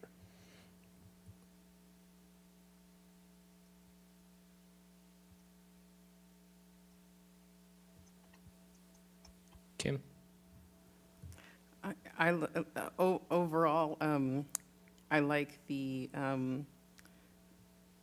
tone of what Rich just said, because I think with the addendum, just kind of how it's written, or at least a couple of the words that stuck out, there didn't seem to be like authority, because it starts off with the word although, and it's like, you know, we've like wordsmith this thing to the nth degree, and it's a really tight document, and I would, you know, I think it's doing it a disservice to say, although, you know, blah, blah, blah. It's like, okay, this stands on its own, and furthermore, we think these other things should be reviewed, evaluated, et cetera, et cetera. So just kind of this tone of authority is something I think the addendum can benefit from, because I think it has a lot of weighty things to really talk about. Thank you. Rachel? So, yeah, and that's, I mean, I appreciate both of those comments. I do think that, you know, the addendum should be more than just a general statement of advocacy or for something, right? It should be tied to something that we made a specific choice about in our recommendations above. And so that brings me to number 3. I just want to put out a similar question. That it is recognized paragraph, is that above in our, when we talk about the term limits and the recommendations? So that's just repeated, right? We're just copying that down here and saying, consider that for all? Okay, all right. I just wanted to make sure that that was the case, because I feel like, yeah, that's consistency I'd like to see. So the changes that I've noted so far to the document, just quickly to kind of get us all on the same page, is that the changing the first sentence to say the Community Formation Commission rather than although, ending that sentence with after the city of Santa Barbara, and then starting a new sentence, something like, however, it realized in its process that limitations exist. And then, Kim, does that reflect well what you were suggesting? Yes, I think that's some good strength. Okay. And then the other language change that I, based on Rich's last suggestion, was although the CFC has recommended stipends in a manner consistent with current city policy, it is recommended that the city council create sorry, doing this on the fly, there's a few inconsistencies. It's recommended, however, that the city council create policies that will allow for the reimbursement of child and elder care expenses incurred by volunteer board and commission members while performing their duties for the city. And that the suggestion is if that language is included, then the language within the recommendations regarding child and elder care are taken out.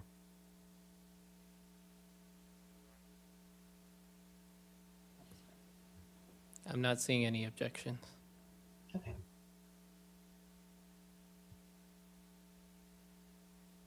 Okay.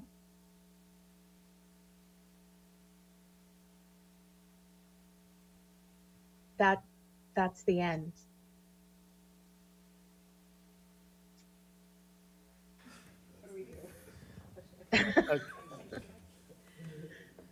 Okay, so we now have to vote to approve the recommendation and finalize it.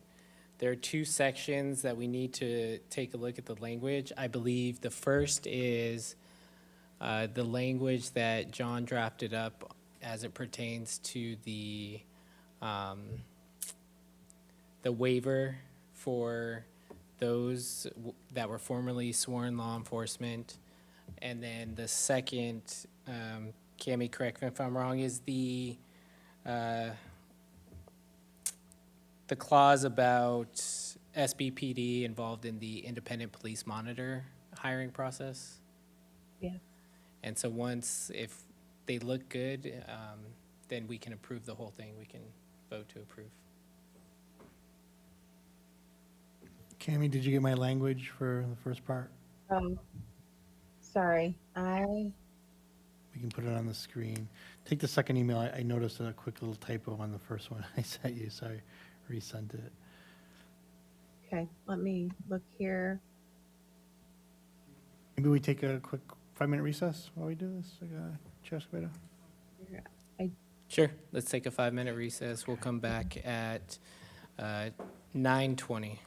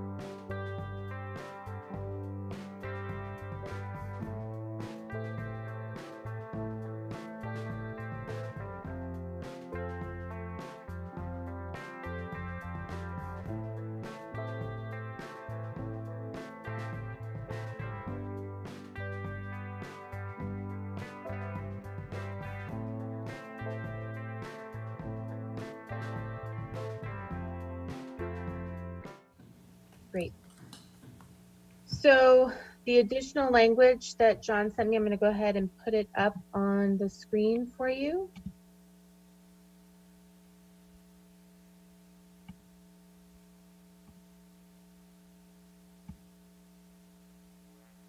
Okay, so as a reminder, this is under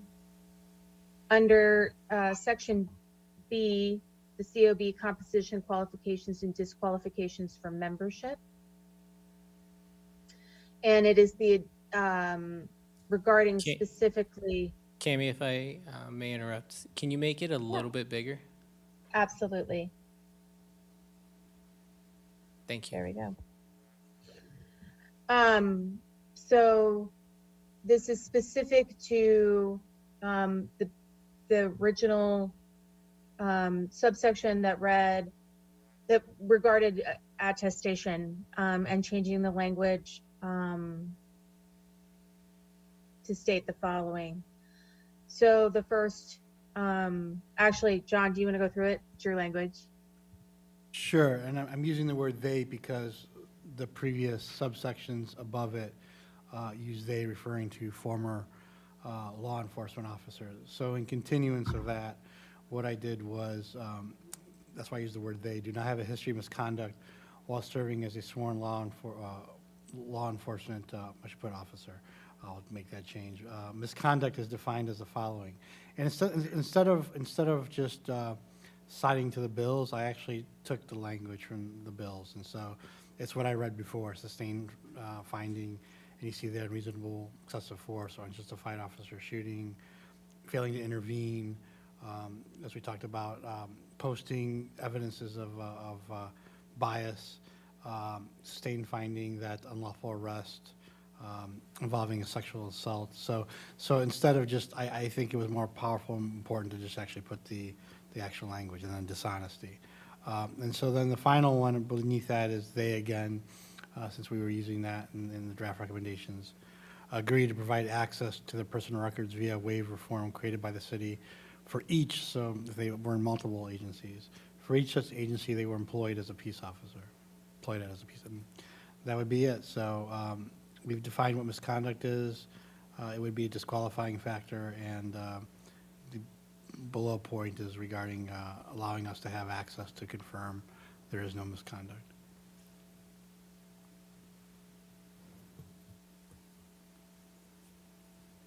Any changes or comments on this section?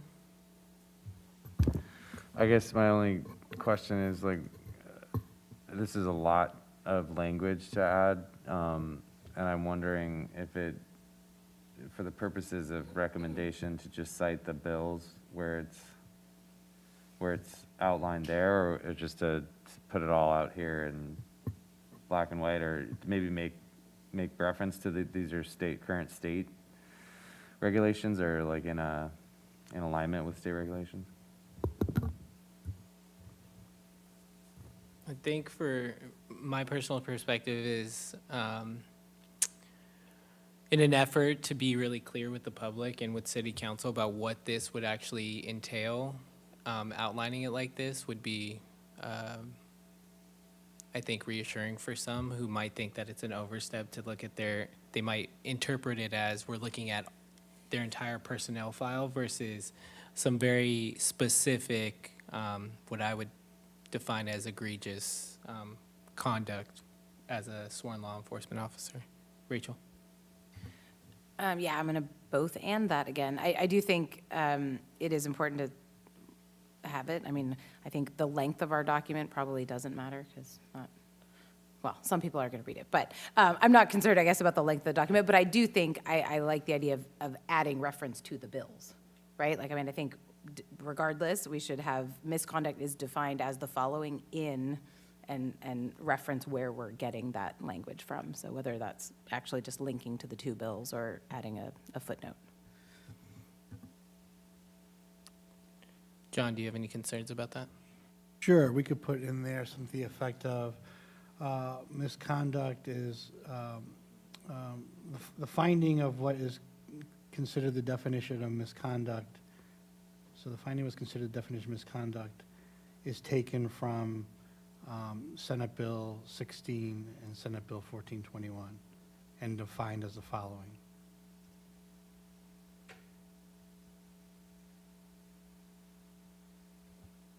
I'll put consider the definition of misconduct, right before I consider the definition, yep.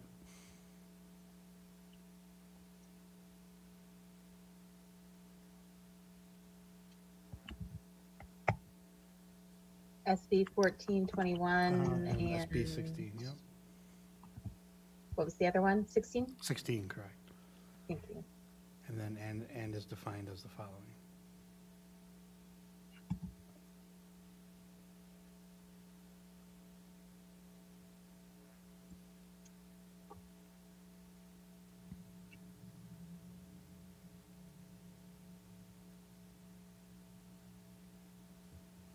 Other suggestions, comments?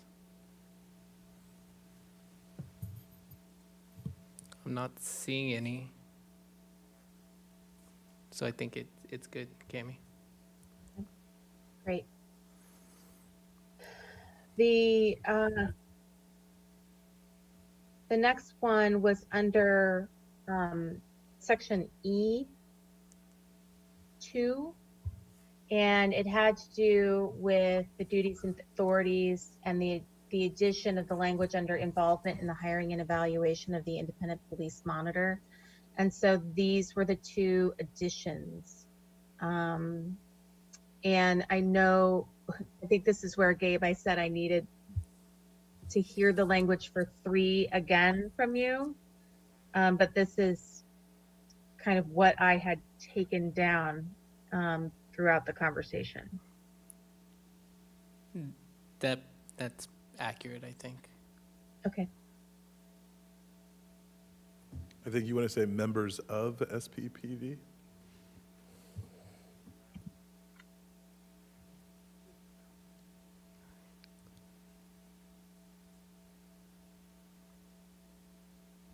Yeah, that looks right. Okay.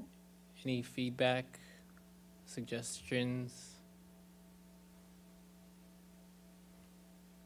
I'm not seeing any. Okay. So I think it looks then- good. Great. And then the only other change that I have that needs to be made to the documents, other than the ones that you watched be made, is to add, as Rachel suggested, full-time employee in the document in both places where we talk about employee and contractor.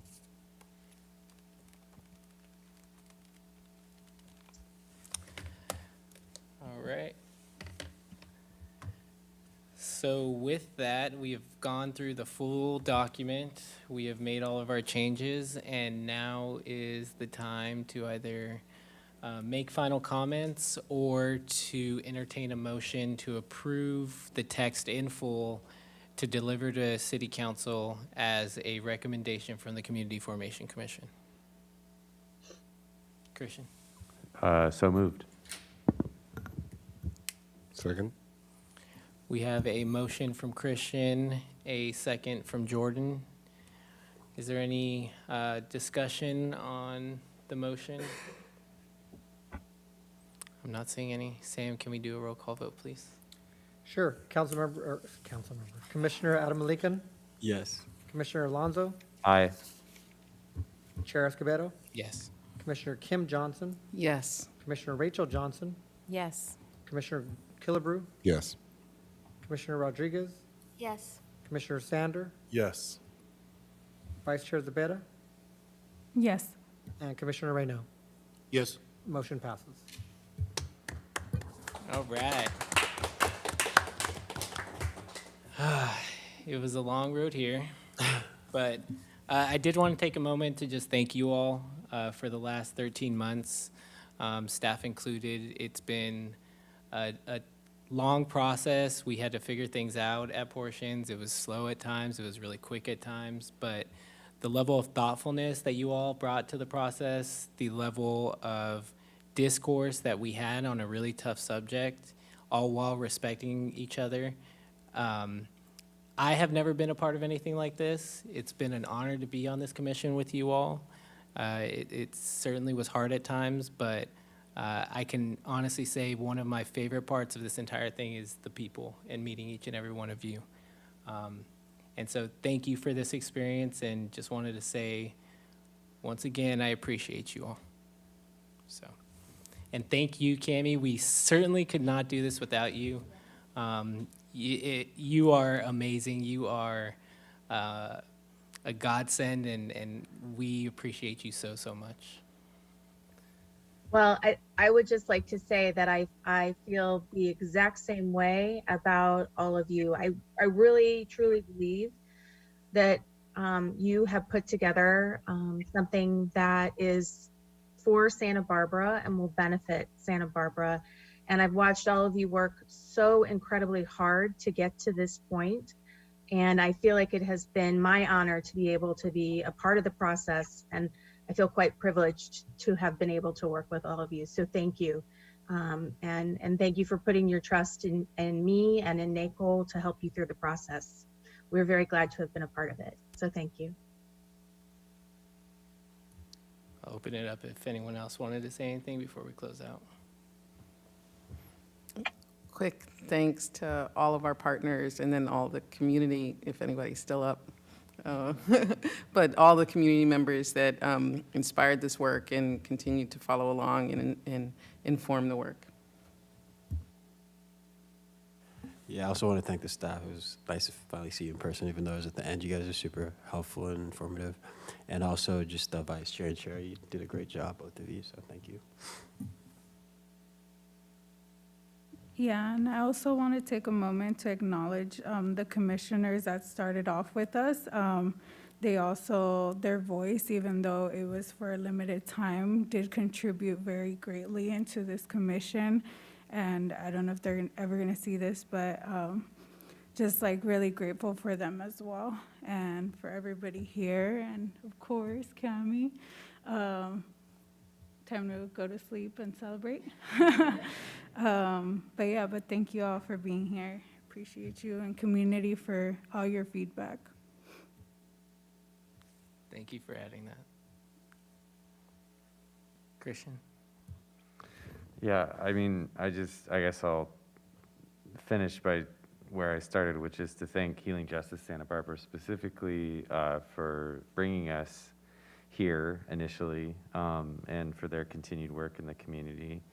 And I don't know, I can't remember what we settled on for the contract with you, Cammie, but whatever it was definitely not enough for how much you've done. And I really, really appreciate your work. Lieutenant Hill, you've been with us through the whole dang thing, and I really appreciate it. I don't think you've missed a single meeting, and so we appreciate you greatly. And it's been great to getting to know you throughout this process. And Sam and Mr. Doimus, yeah, you guys are, I mean, thank you. I just really appreciate it, and to all the commissioners. This has been really, it's been really inspiring, and it's been really difficult and really time consuming and all that stuff, but I think that what we've put together here is progress. And all I would say is that to anyone listening, or to all of us, to not stop after this, because there's more to do. There will always be more to do, and the only way we can create progress is by doing it together. So thank you. Thank you. Last call. All right, our last CFC meeting ends at 9:36. Thank you, everyone, and have a good night. Good night, Cammie.